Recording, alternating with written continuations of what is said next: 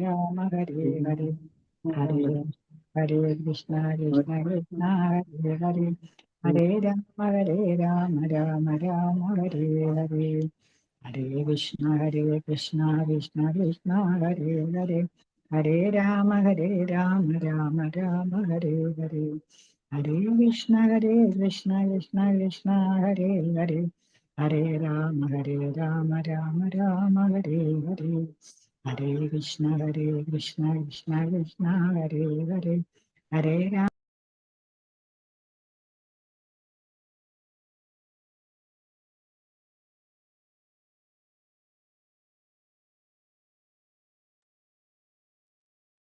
ഹരേ കൃഷ്ണ. ഓം നമോ ഭഗവതേ വാസുദേവായ. ഓം നമോ ഭഗവതേ വാസുദേവായ. ഓം നമോ ഭഗവതേ വാസുദേവായ. ഓം അജ്ഞാനതിമിരന്ധസ്യ ജ്ഞാനാഞ്ജനശലാകയാ ചക്ഷുരുന്മീലിതം യേന തസ്മൈ ശ്രീ ഗുരവേ നമഃ. ശ്രീചൈതന്യമനോഭീഷ്ടം സ്ഥാപിതം യേന ഭൂതലേ സ്വയം രൂപകഥാ മഹ്യം ദദാതി സ്വപദാന്തികम्. वन्देऽहं श्रीगुरो श्रीयुतपदकमलं श्रीगुरून् वैष्णवांश श्रीरूपं साग्रजातं सहगणरघुनाथान्वितं तं सजीवं साद्वैतं सावधूतं परिजनसहितं कृष्णचैतन्यदेवं श्रीराधा कृष्णपादान् सहगणललिता श्रीविशाखान्वितांश. नमो विष्णुपादाय कृष्णप्रेष्ठाय भूतले श्रीमते भक्तिवेदान्तस्वामिन् इति नामिने. नमस्ते सारस्वते देवे गौरवाणी प्रचारिणे निर्विशेष शून्यवादी पाश्चात्य देशतारिणे. नमो विष्णुपादाय कृष्णप्रेष्ठाय भूतले श्रीमते च पताका स्वामिन् इति नामिने. नमाचार्यपादाय निताय कृपप्रदायिने गौरकथा दामदाय नगरग्रामतारिणे. वाञ्छाकल्पतरुभ्यश्च कृपा सिन्धुभ्यः च पतितानां पावनेभ्यो वैष्णवेभ्यो नमो नमः. हे कृष्णा करुणा सिन्धो दीनबन्धो जगत्पदे गोपेश गोपिका कान्दा राधा कान्दा नमोस्तुते. तप्त काञ्चन गौरङ्गी राधे वृन्दावनेश्वरी वृषभानुसुते देवी प्रणमामि हरिप्रिये. जय श्री कृष्ण चैतन्य प्रभु नित्यानंद श्री अद्वैत गदाधर श्रीवासादि गौर भक्त वृंदा. हरे कृष्णा कृष्ण कृष्णा हरे हरे हरे राम राम राम हरे हरे. ഹരേ കൃഷ്ണ. ശ്രീ ശ്രീ രാധാ ഗോവിന്ദ് മന്ദിർ ഇസ്കോൺ ബാംഗ്ലൂരിന്റെ ഭാഗവതം ക്ലാസ്സിലേക്ക് എല്ലാ ഭക്തന്മാർക്കും സ്വാഗതം. ഹരേ കൃഷ്ണ.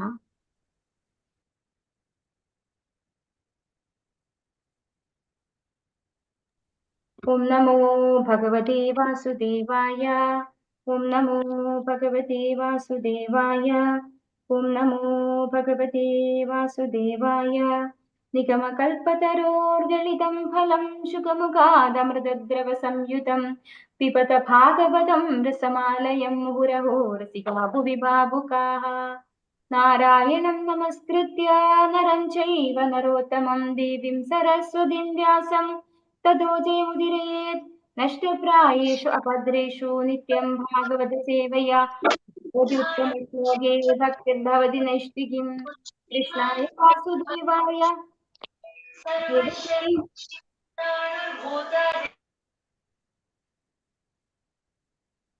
കൃഷ്ണായ വാസുദേവായ ദേവകീ നന്ദനായ ച നന്ദഗോപകുമാരായ ഗോവിന്ദായ നമോ നമഃ.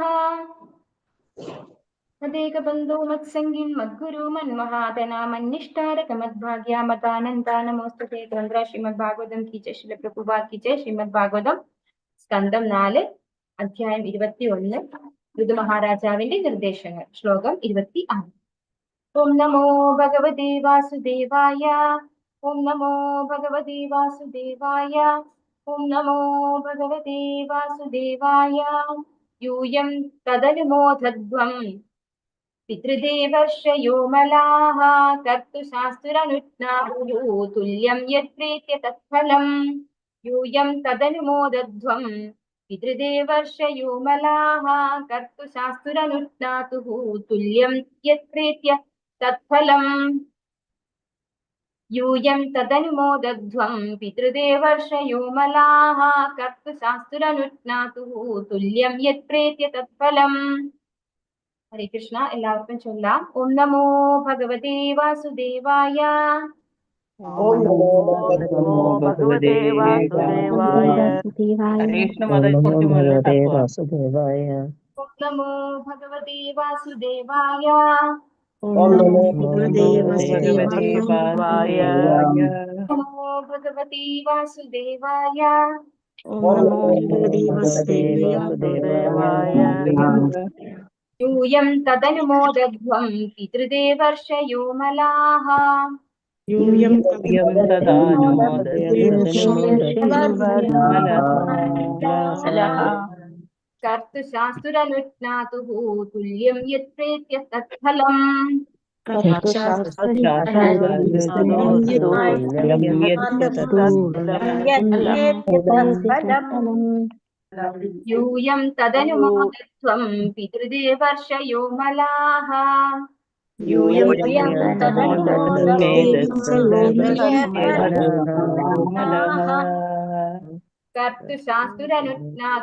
തുല്യം യത്പ്രേത്യ തത്ഫലം. ഹരേ കൃഷ്ണ മാതാജി. കൃഷ്ണ മാതാജി.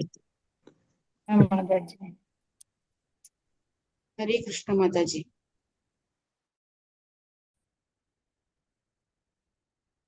രാമചന്ദ്ര പ്രഭുജി. ഹരേ കൃഷ്ണ. ഹരേ കൃഷ്ണ.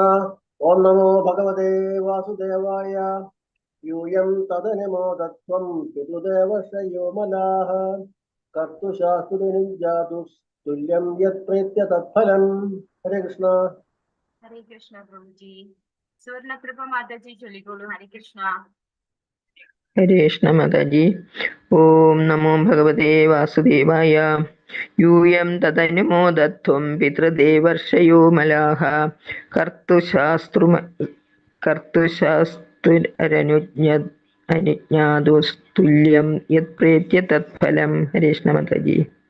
ഹരേ കൃഷ്ണ. വിജയം നാണു മാതാജി. ഹരേ കൃഷ്ണ. ഹരേ കൃഷ്ണ മാതാജി. ഓം നമോ ഭഗവതേ വാസുദേവായ. യൂയം തദനുമോദധ്വം പിതൃദേവർഷയോ മലാഃ. കർത്തുശാസ്തുരനുജ്ഞാതുസ്തുല്യം യത്പ്രേത്യ തത്ഫലം. ഹരേ കൃഷ്ണ മാതാജി. ഹരേ കൃഷ്ണ മാതാജി. നിർമ്മല മാതാജി. ഹരേ കൃഷ്ണ. ഹരേ കൃഷ്ണ മാതാജി. ഓം നമോ ഭഗവതേ വാസുദേവായ. യൂയം തദനുമോദധ്വം പിതൃദേവർഷയോ മലാഃ. കർത്തുശാസ്തുരനുജ്ഞാതു തുല്യം യത്പ്രീത്യ തത്ഫലം. ഹരേ കൃഷ്ണ മാതാജി. ഹരേ കൃഷ്ണ. പത്മകുമാരി മാതാജി. ഹരേ കൃഷ്ണ. ഹരേ കൃഷ്ണ മാതാജി. ഓം നമോ ഭഗവതേ വാസുദേവായ. യൂയം തദനുമോദധ്വം പിതൃദേവർഷയോ മലാഃ. കർത്തുശാസ്തുരനുജ്ഞാതുസ്തുല്യം യത്പ്രേത്യ തത്ഫലം. ഹരേ കൃഷ്ണ മാതാജി. ഹരേ കൃഷ്ണ. സാവിത്രി കൃപേശ്വരി ദേവദാസി മാതാജി. ഹരേ കൃഷ്ണ. ഹരേ കൃഷ്ണ മാതാജി. ഹരേ കൃഷ്ണ. പ്രണാമം മാതാജി. ഓം നമോ ഭഗവതേ വാസുദേവായ. യൂയം തദനുമോദധ്വം പിതൃദേവർഷയോ അമലാഃ. കർത്തുശാസ്തുരനുജ്ഞാതുസ്തുല്യം യത്പ്രേത്യ തത്ഫലം. ഹരേ കൃഷ്ണ മാതാജി. ഹരേ കൃഷ്ണ. സീതാരാമനുണ്ണി നായർ മാതാജി. ഹരേ കൃഷ്ണ. ഹരേ കൃഷ്ണ മാതാജി. ഓം നമോ ഭഗവതേ വാസുദേവായ. യൂയം തദനുമോദധ്വം പിതൃവർഷയോ അമലാഃ. കർത്തൃശാസ്ത്രാരുനജ്ഞാത തുല്യം യത്പ്രേത്യ തത്ഫലം. ഹരേ കൃഷ്ണ മാതാജി.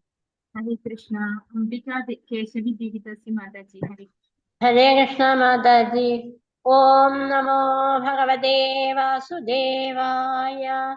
യൂയം തദനുമോദധ്വം പിതൃദേവർഷയോ മലാഃ. കർത്തുശാസ്തുരനുജ്ഞാതസ്തുല്യം യത്പ്രേത്യ തത്ഫലം. ഹരേ കൃഷ്ണ മാതാജി.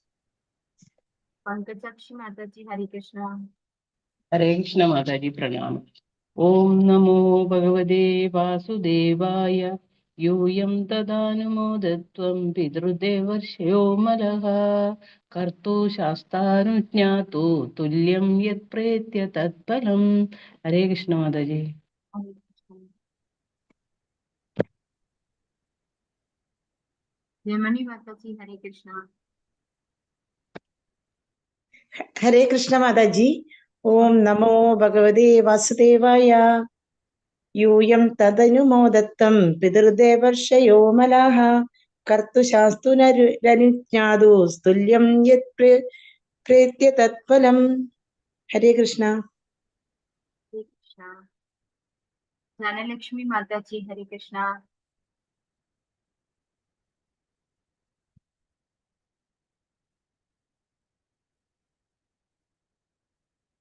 രതി ആചാര്യ മാതാജി ഹരേ കൃഷ്ണ. ഹരേ കൃഷ്ണ മാതാജി. ഓം നമോ ഭഗവതേ വാസുദേവായ. യൂയം തദനുമോദത്വം മൃദുദേവർഷയോ മലാഹ കർത്തുശാസ്ത്രജ്ഞാതുഃ തുല്യം യത് പ്രേത്യ തത്ഫലം. ഹരേ കൃഷ്ണ മാതാജി. ഹരേ കൃഷ്ണ. വത്സല ഷാജി മാതാജി ഹരേ കൃഷ്ണ. ഹരേ കൃഷ്ണ മാതാജി. ഓം നമോ ഭഗവതേ വാസുദേവായ. യൂയം തദനുമോദധ്വം പിതൃദേവർഷയോ അമലാഃ കർത്തുശാസ്ത്രനുജ്ഞാതുഃ തുല്യം യത് പ്രേത്യ തത്ഫലം. ഹരേ കൃഷ്ണ മാതാജി. ധനലക്ഷ്മി മാതാജി ഹരേ കൃഷ്ണ മാതാജി. ഹരേ ഓം കൃഷ്ണ. നമോ ഭഗവതേ വാസുദേവായ. ദിവ്യം തദനുമോദധ്വം പിതൃദേവർഷയോ മലാഃ കർത്തുശാസ്ത്രനുജ്ഞാതുസ്തുല്യം യത് പ്രേത്യ തത്ഫലം. ഹരേ കൃഷ്ണ മാതാജി. ഹരേ കൃഷ്ണ. തങ്കമണി മാതാജി ഹരേ കൃഷ്ണ. ഹരേ കൃഷ്ണ മാതാജി. ഓം നമോ ഭഗവതേ വാസുദേവായ. യൂയം തദനുമോദധ്വം പിതൃദേവർഷയോ മലാഹ കർത്തുശാസ്തുരനുജ്ഞാതു തുല്യം യത് പ്രേത്യ തത്ഫലം. ഹരേ കൃഷ്ണ. ഹരേ കൃഷ്ണ. ബാക്കിയുള്ളവർക്ക് അടുത്ത ശ്ലോകം ചൊല്ലാം. ഓം നമോ ഭഗവതേ വാസുദേവായ. യൂയം തദനുമോദധ്വം പിതൃദേവർഷയോ മലാഹ കർത്തുശാസ്തുരനുജ്ഞാതുഃ തുല്യം യത് പ്രേത്യ തത്ഫലം. യൂയം ഇവിടെ സംഹിതരായിട്ടുള്ള ബഹുമാന്യരായ നിങ്ങൾ എല്ലാവരും തത് അത് അനുമോദത്വം ദയവായി എന്റെ നിർദ്ദേശം അംഗീകരിക്കുക. പിതൃലോകത്തിൽ നിന്ന് വരുന്ന വ്യക്തികൾ, ദേവ സ്വകീയ ഗ്രഹങ്ങളിൽ നിന്ന് വരുന്ന വ്യക്തികൾ, ഋഷയ മഹാമുനിമാരും വിശുദ്ധ വ്യക്തികളും, അമലാഹ എല്ലാ പാപകർമ്മങ്ങളിൽ നിന്നും ശുദ്ധി നേടിയിട്ടുള്ളവർ, കർത്തുഹു നിർവാഹകൻ, ശാസ്തുഹു ആജ്ഞ നൽകുന്നവൻ, അനുജ്ഞാതുഹു പിന്തുണയ്ക്കുന്നവൻ, തുല്യം ഒരുപോലെ, യത് ഏത്, പ്രീത്യ മരണശേഷം, തത് അത്, ഫലം ഫലം. വർത്തനം ഭാവാർത്ഥം എസി ഭക്തി വേദാന്ത സ്വാമി ശ്രീ പ്രഭുപാദ് കി ജയ്. ശുദ്ധഹൃദയരായ ദേവന്മാരോടും പിതാമഹന്മാരോടും വിശുദ്ധ വ്യക്തികളോടും എന്റെ നിർദ്ദേശത്തെ പിന്തുണയ്ക്കാൻ ഞാൻ അഭ്യർത്ഥിക്കുന്നു. എന്തുകൊണ്ടെന്നാൽ ഒരു കർമ്മത്തിന്റെ ഫലം അത് ചെയ്യുന്നവനും ചെയ്യാൻ നിർദ്ദേശിക്കുന്നവനും സഹായിക്കുന്നവനും തുല്യമായി അനുഭവിക്കണം. അപ്പോ നമ്മളിവിടെ സന്ദർഭം നമ്മൾ കണ്ടതാണ്. പൃഥു മഹാരാജാവ് ഒരു യാഗം നടത്തി അവിടെ സന്നിഹിതരായിട്ടുള്ള ആളുകളെ ഇൻട്രൊഡ്യൂസ് ചെയ്തുകൊണ്ട് ഒരു നിർദ്ദേശം മുന്നോട്ട് വെക്കുകയാണ് അല്ലെ. ഈ അധ്യായത്തിന്റെ പേര് തന്നെ പൃഥു മഹാരാജാവിന്റെ നിർദ്ദേശങ്ങൾ അല്ലെ. അപ്പൊ ആ ഒരു കാര്യം എല്ലാവരും ഉണ്ട് അവിടെ സന്നിഹിതരായിട്ട്. ദേവന്മാരുണ്ട്, പിതൃലോകത്തിലുള്ള ആളുകളുണ്ട്, സാധാരണ മനുഷ്യരുണ്ട്, എല്ലാവരും അവിടെ സന്നിഹിതരായിട്ട് അവരെയൊക്കെ ഇൻട്രൊഡ്യൂസ് ചെയ്തുകൊണ്ട് പൃഥു മഹാരാജാവ് ഒരു കാര്യം പറയാനുണ്ട് എന്ന് പറഞ്ഞു തുടങ്ങിയതാണ്. അപ്പൊ എന്താണ് പൃഥു മഹാരാജാവ് പറഞ്ഞത്?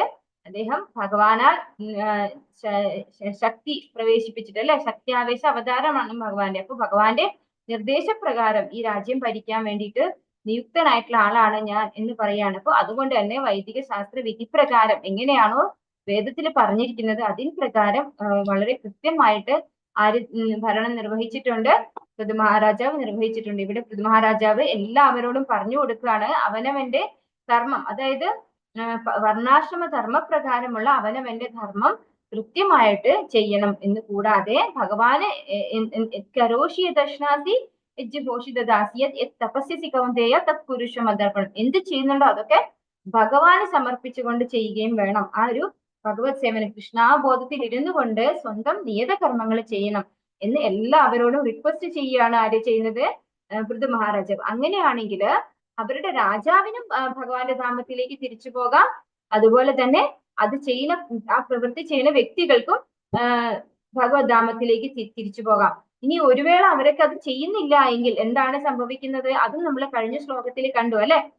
ഇവിടെയുള്ള കർമ്മത്തിന്റെ ഓരോ പ്രവർത്തനങ്ങളുടെയും പ്രതിപ്രവർത്തനം അത് എങ്ങനെയാണ് ഈ പ്രകൃതിയുടെ നിയമത്തിന്റെ കുരുക്ക് വീഴുന്നത് നമുക്ക് അറിയാൻ പറ്റില്ല. നമ്മള് ഒരു ഭക്ഷണശാലയിൽ പോയി നമ്മൾ ശരിയായ രീതിയിൽ ഭക്ഷണം കഴിച്ചാൽ പോലും ഭക്ഷണം ഉണ്ടാക്കിയ ആളിന്റെ അവബോധം, അതുപോലെ അവിടെ സന്നിഹിതരായിരിക്കുന്ന ആളുകളുടെ പാപപ്രവൃത്തികളുള്ളവരുണ്ടെങ്കിൽ അത് ഒക്കെ നമ്മൾ അനുഭവിക്കേണ്ടി വരും. അതിന്റെ ഒക്കെ ഒരു റിസൾട്ട് നമ്മൾ അനുഭവിക്കേണ്ടി വരും എന്ന് പറയാണ് ആര്യപ്രത മഹാരാജാവ് പറയാണ്. അപ്പൊ അത്രയും പ്രോബ്ലമാണ് ഈ ഒരു ഭൗതിക ലോകത്തിന്റെ ത്രിഗുണങ്ങളുടെ ഒരു പ്രവർത്തനം എന്ന് പറയുന്നത്. അതില് പെട്ടുപോകാണ്ടിരിക്കണമെങ്കിൽ നമ്മൾ എന്ത് ചെയ്യണം? ഭഗവാന് സമർപ്പിച്ചുകൊണ്ട് ഓരോ കാര്യങ്ങളും ചെയ്യണം. അപ്പോൾ പ്രജകളും കൂടെ ഭക്തിയിലേക്ക് വന്നാൽ മാത്രമേ രാജാവിന് എന്ത് ചെയ്യാൻ പറ്റുള്ളൂ?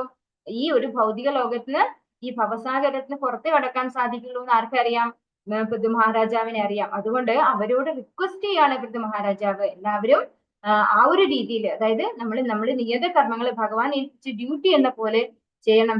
സർവം ഭഗവാന് സമർപ്പിച്ചുകൊണ്ട്. ഇവിടെ ഈ ഒരു ശ്ലോകത്തിലൂടെ എന്താ പറയുന്നത്? ശുദ്ധഹൃദയരായ ദേവന്മാരോടും പിതാമഹന്മാരോടും വിശുദ്ധ വ്യക്തികളോടും എന്റെ നിർദ്ദേശത്തെ പിന്തുണയ്ക്കാൻ ഞാൻ അഭ്യർത്ഥിക്കുന്നു. അപ്പോ പൃഥു മഹാരാജാവിന് പിന്തുണ നൽകണം. അതെ, പൃഥു മഹാരാജാവ് പറയുന്നത് പോലെ എല്ലാവരും ചെയ്യണം എന്ന് പറയാൻ ദേവന്മാരോടും പിതാമഹന്മാരോടും അതുപോലെ മഹാന്മാരായ വ്യക്തികളോടും, അവിടെ സന്നിഹിതരായിട്ടുള്ള മഹാന്മാരായ വ്യക്തികളോടും ആർക്കാണ് പിന്തുണ നൽകിയിട്ട് ചെയ്യേണ്ടത്? സാധാരണക്കാരായിട്ടുള്ള, ഭഗവാനെ കുറിച്ച് അറിയാത്ത, ഭഗവത് സേവനത്തിൽ താല്പര്യം ഇല്ലാത്ത ആളുകൾ ഒരുപാട് പേരുണ്ടാവും അല്ലെ. അവരോടും കൂടെ ഇതൊക്കെ ചെയ്യാൻ വേണ്ടിയിട്ട് പ്രോത്സാഹനം കൊടുക്കാൻ, അവർക്കൊക്കെ നിർദ്ദേശത്തെ പിന്തുണയ്ക്കാൻ വേണ്ടിയിട്ട് ഇവരോടൊക്കെ പറയാണ് പൃഥു മഹാരാജാവ്. എന്തുകൊണ്ടെന്നാൽ ഒരു കർമ്മത്തിന്റെ ഫലം അത് ചെയ്യുന്നവനും ചെയ്യാൻ നിർദ്ദേശിക്കുന്നവനും സഹായിക്കുന്നവനും തുല്യമായി അനുഭവിക്കണം. അപ്പോ കർമ്മം ചെയ്യുന്ന ആള് മാത്രം അനുഭവിച്ചാൽ പോരാ കർമ്മത്തിന്റെ ഫലം, മറിച്ച് ആരൊക്കെ അനുഭവിക്കണം എന്നാ പറയുന്നത്? അത് ചെയ്യാൻ നിർദ്ദേശിക്കുന്നവനും ചെയ്യാൻ സഹായിക്കുന്നവനും ചെയ്യുന്നവനും ഒക്കെ ഒരുപോലെ അനുഭവിക്കേണ്ടതായിട്ടുണ്ട്. അതുകൊണ്ട് എല്ലാവരും എന്താണ്? സത്പ്രവൃത്തികളിൽ തന്നെ ഏർപ്പെടണം. ദുഷിച്ച പ്രവൃത്തികളിൽ ഏർപ്പെടാതെ നല്ല പ്രവൃത്തി, ഭഗവാന് സേവനത്തിൽ തന്നെ എല്ലാവരും ഏർപ്പെടണം എന്ന് പറയാണ്. ഭാവാർത്ഥം ഇസി ഭക്തി വേദാന്ത സ്വാമി പ്രഭുപാദ് കി ജയ്. പൃഥു മഹാരാജാവിന്റെ ഭരണകൂടം പരിപൂർണമായിരുന്നു. കാരണം വൈദിക അനുശാസനങ്ങൾ കൃത്യമായി പാലിച്ചുകൊണ്ടായിരുന്നു അതിന്റെ ഭരണ നിർവഹണം. എല്ലാവരും അവരവരുടെ തൊഴിലുകൾ ചെയ്യുന്നുണ്ടെന്നും കൃഷ്ണാബോധത്തിന്റെ നിലവാരത്തിലേക്ക് ഉയർത്തപ്പെടുന്നുണ്ടെന്നും ഉറപ്പാക്കുകയാണ് സർക്കാരിന്റെ മുഖ്യ ധർമ്മം എന്ന് പൃഥു മഹാരാജാവ് വിശദീകരിച്ചു കഴിഞ്ഞു. സർക്കാർ അവിധത്തിൽ പ്രവർത്തിച്ചാൽ ഒരുവൻ സ്വയം കൃഷ്ണാബോധത്തിലേക്ക് ഉയർത്തപ്പെടും. പൃഥു മഹാരാജാവ് ആയതിനാൽ തന്റെ പൗരന്മാർ തന്നോട് പൂർണ്ണമായി സഹകരിക്കണമെന്ന് ആഗ്രഹിച്ചു. അവരത് സമ്മതിച്ചാൽ മരണാനന്തരം അവൻ ആസ്വദിക്കുന്ന പ്രയോജനങ്ങൾ അവർക്കും ഉണ്ടാകും. അപ്പോ ഇവിടെ ഭാവാർത്ഥത്തില് നമ്മുടെ പ്രഭുപാദൻ എന്താണ് പറഞ്ഞു തരുന്നത്? നമുക്ക് പൃഥു മഹാരാജാവിന്റെ ഭരണകൂടം പരിപൂർണമായിരുന്നു. എന്തുകൊണ്ടാണ്? അദ്ദേഹം എല്ലാ തരത്തിലും വൈദിക ശാസന പ്രകാരമാണ്, ഒരു തെറ്റും ഒരു പിഴയും സംഭവിക്കാതെയാണ് തന്റെ രാജ്യം ഭരിച്ചിരിക്കുന്നത്. എല്ലാവർക്കും ഭക്തിയിലേക്ക് ഉയരാനുള്ള എല്ലാ സാഹചര്യങ്ങളും അവിടെ ഒരുക്കി കൊടുത്തിരുന്നു പൃഥു മഹാരാജാവ്. എല്ലാവരും അവരവരുടെ തൊഴിലുകൾ ചെയ്യുന്നുണ്ടെന്നും കൃഷ്ണാബോധത്തിന്റെ നിലവാരത്തിലേക്ക് ഉയർത്തപ്പെടുന്നുണ്ടെന്നും ഉറപ്പാക്കുകയാണ് സർക്കാരിന്റെ മുഖ്യധർമ്മം എന്ന് പൃഥു മഹാരാജാവ് നേരത്തെയുള്ള ശ്ലോകങ്ങളിൽ വിശദീകരിച്ചു അല്ലെ. അത് ഉറപ്പുവരുത്തേണ്ടത് ഒരു രാജാവിന്റെ കടമയാണ്. അതും ആര് ചെയ്തിട്ടുണ്ട്? പൃഥു മഹാരാജാവ് ചെയ്തിട്ടുണ്ട്. ഇനി പൃഥു മഹാരാജാവ് എന്താണ്? പൃഥു മഹാരാജാവ് പ്രിപ്പയർ ചെയ്യാണ് അല്ലെ, തന്റെ വാനപ്രസ്ഥം അല്ലെങ്കിൽ സന്യാസം ആ ഒരു തലത്തിലേക്ക് പോകാൻ വേണ്ടിയിട്ട് ഒരു പ്രിപ്പറേഷൻ ആയിട്ടാണ് ഇവിടെ നമുക്ക് കാണാൻ പറ്റുന്നത്. എല്ലാവരെയും വിളിച്ചു കൂട്ടി യാഗം ചെയ്ത് അവിടെ വെച്ച് ഇങ്ങനെ അനൗൺസ് ചെയ്യുന്നത്, ഇനി ആരെങ്കിലും ചെയ്യാതെ ഉണ്ടെങ്കിൽ അവര് കൂടെ ഇതിലേക്ക് വരണം. അങ്ങനെയാണെങ്കിൽ മാത്രമാണ് അവർക്കും ഒരു രാജാവിന്റെ പൂർണ്ണമായ കടമ ഒന്നുകൂടെ ഉറപ്പാക്കിക്കൊണ്ട് ഒന്നുകൂടെ കൃത്യമായിട്ട് ചെയ്യുവാണ് ഇവിടെ ആര്? പൃഥു മഹാരാജാവ്. നമ്മള് ഈ ഒരു സന്ദർഭത്തിൽ നമുക്ക് പറയാൻ പറ്റും, അതായത് സ്വാഭാവികമായിട്ട് തന്നെ അവർ കൃഷ്ണാബോധത്തിലേക്ക് ഉയർത്തപ്പെടും. ഒരു രാജാവ് തന്റെ പ്രജകളെ കൃഷ്ണാബോധത്തിലേക്ക് നയിച്ചാല് ആ പ്രജകൾ എന്താണ്? സ്വാഭാവികമായിട്ട് അവർക്ക് ഫോഴ്സ്ഫുള്ളി ഒന്നും ചെയ്യേണ്ട ആവശ്യമില്ല, സ്വാഭാവികമായിട്ട് കൃഷ്ണാബോധത്തിലേക്ക് ഉയർത്തപ്പെടും. ഇത് ഒരു സന്ദർഭോചിതമായിട്ട് നമ്മൾ ക്ലാരിഫൈ ചെയ്യുകയാണെങ്കിൽ, ഒരു വൈഷ്ണവ കുടുംബത്തിൽ ജനിക്കുന്ന ഒരു കുട്ടി, അതായത് അച്ഛനും അമ്മയും വൈഷ്ണവരായിരിക്കുന്ന ഒരു കുട്ടി, ആ കുട്ടി സ്വാഭാവികമായിട്ട് വൈഷ്ണവരായി മാറും അല്ലെ. എങ്ങനെയാണ്? അച്ഛനും അമ്മയും ഓൾവേസ് എന്താണ്? നാമം ജപിക്കുന്നു, ഭഗവാന്റെ ആരാധനയിൽ മുഴുകുന്നു, അമ്പലത്തിൽ പോകുന്നു, പിന്നെ അതുപോലെയുള്ള ആരതി, അതുപോലെ എല്ലാ വിശേഷ ഇതിലും പങ്കുകൊള്ളുന്നു. അപ്പൊ ആ കുട്ടിയുടെ അവബോധം എന്തായിരിക്കും? ആ കുട്ടി കാര്യമായിട്ടൊന്നും ചെയ്യാതെ തന്നെ ആ കുട്ടി കൃഷ്ണാബോധത്തിലായിരിക്കും. അതുപോലെ ഒരു രാജാവ് തന്റെ രാജ്യത്തില് എല്ലാവരും കൃഷ്ണാബോധത്തിലേക്ക് ഉയർത്തപ്പെടാനുള്ള ഒരു സൗകര്യം ചെയ്തു കൊടുത്തു കഴിഞ്ഞാല് ആ രാജ്യത്തിലുള്ള എല്ലാ ജനങ്ങളും സ്വാഭാവികമായിട്ട് കൃഷ്ണാബോധത്തിലേക്ക് വരും എന്നാണ് ഇവിടെ ഉപപാദ്രം നമ്മൾക്ക് പറഞ്ഞു തരുന്നത്. അതുപോലെ അങ്ങനെ ചെയ്തു കഴിഞ്ഞാൽ അവരത് സമ്മതിച്ചാൽ, അതായത് പൂർണ്ണമായിട്ട് കൃഷ്ണാബോധത്തിൽ പ്രവർത്തിക്കാൻ രാജ്യത്തിലുള്ള ജനങ്ങൾ സമ്മതിച്ചു കഴിഞ്ഞാൽ മരണാനന്തരം അവൻ ആസ്വദിക്കുന്ന പ്രയോജനങ്ങൾ അവർക്കും ഉണ്ടാകും. ഈ അവൻ എന്ന് പറയുന്നത് പൃഥു മഹാരാജാവിനെയാണ്. അതായത് പൃഥു മഹാരാജാവിന് എന്ത് സൗഭാഗ്യമാണോ കിട്ടുന്നത് അതൊക്കെ ആർക്കും കിട്ടും, മഹാരാജാവിന്റെ പ്രജകൾക്കും കിട്ടും.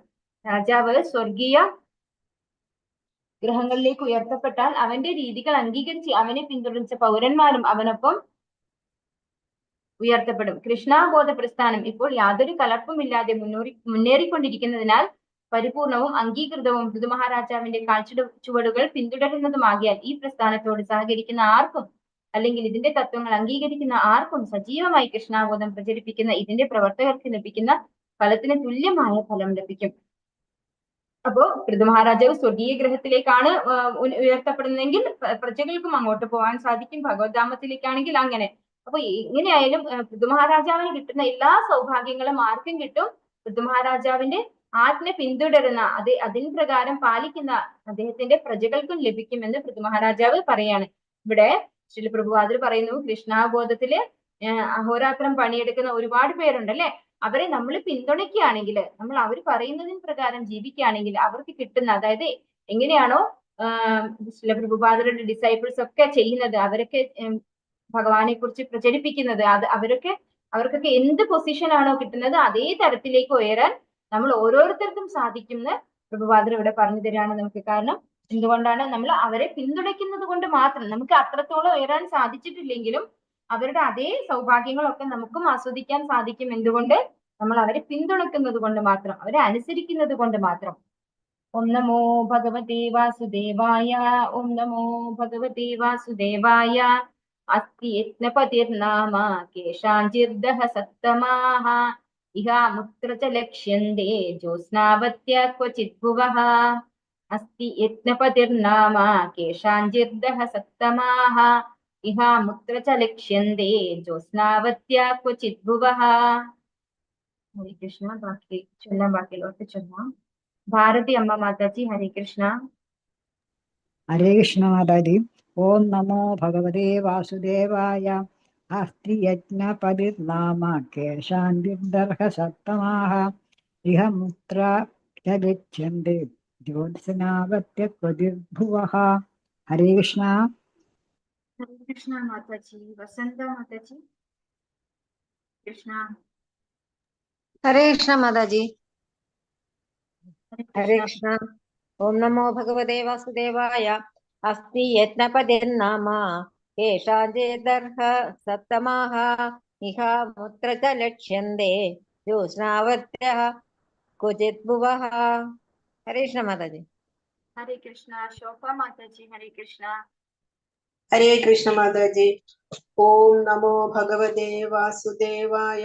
അസ്തി യജ്ഞപതിർനാമ കേശാഞ്ചിർദർഹ സത്തമഃ ഇഹ മുത്ര ച ലക്ഷ്യന്തേ ജ്യോത്സ്നാവത്യ ക്വചിത് ഭുവഃ. ഹരേ കൃഷ്ണ മാതാജി. ഹരേ കൃഷ്ണ മാതാജി. മായാതീത മംഗളദേവി ദാസി മാതാജി ഹരേ കൃഷ്ണ. हरे कृष्ण माता जी। प्रणाम माता जी। हरे कृष्णा। ओम नमो भगवते वासुदेवाय। अस्ति यज्ञपतिर्नाम केशाञ्जिर्दर्ह सत्तमाः इह मुत्र च लक्ष्यन्ते ज्योत्स्नावत्य क्वचित् भुवः. हरे कृष्ण माता जी। हरे कृष्ण माताजी. माताजी हरे कृष्ण. हरे कृष्ण माताजी. ओम नमो भगवते वासुदेवाय. अस्ति यज्ञपतिर्नाम केशाञ्जिर्दर्ह सत्तमाः इह मुत्र च लक्ष्यन्ते ज्योत्स्नावत्य क्वचित् भुवः. हरे कृष्ण माताजी. हरे कृष्ण माताजी. भारती माताजी हरे कृष्ण. हरे कृष्ण माताजी. ओम नमो भगवते वासुदेवाय. अस्ति यज्ञपतिर्नाम केशाञ्जिर्दर्ह सत्तमाः इह मुत्र च लक्ष्यन्ते ज्योत्स्नावत्य क्वचित् भुवः. हरे कृष्ण माताजी. हरे कृष्ण. बल्सना गोपालन माताजी हरे कृष्ण. हरे कृष्ण माताजी. ओम नमो भगवते वासुदेवाय. अस्ति यज्ञपतिर्नाम केशाञ्जिर्दर्ह सत्तमः इह मुत्र च लक्ष्यन्ते ज्योत्स्नावत्य क्वचित् भुवः. हरे कृष्ण माताजी. ഹരേ കൃഷ്ണ മാതാജി. അനിത കുമാരി മാതാജി ഹരേ കൃഷ്ണ. ഹരേ കൃഷ്ണ മാതാജി. ഓം നമോ ഭഗവതേ വാസുദേവായ. അസ്തി യജ്ഞപതിർനാമ കേശാഞ്ചിർദർഹ സത്തമാഹ ഇഹാമുത്ര ച ലക്ഷ്യന്തേ ജ്യോത്സ്നാവർത്യ ക്വചിത് ഭുവഃ. ഹരേ കൃഷ്ണ മാതാജി. ഹരേ കൃഷ്ണ.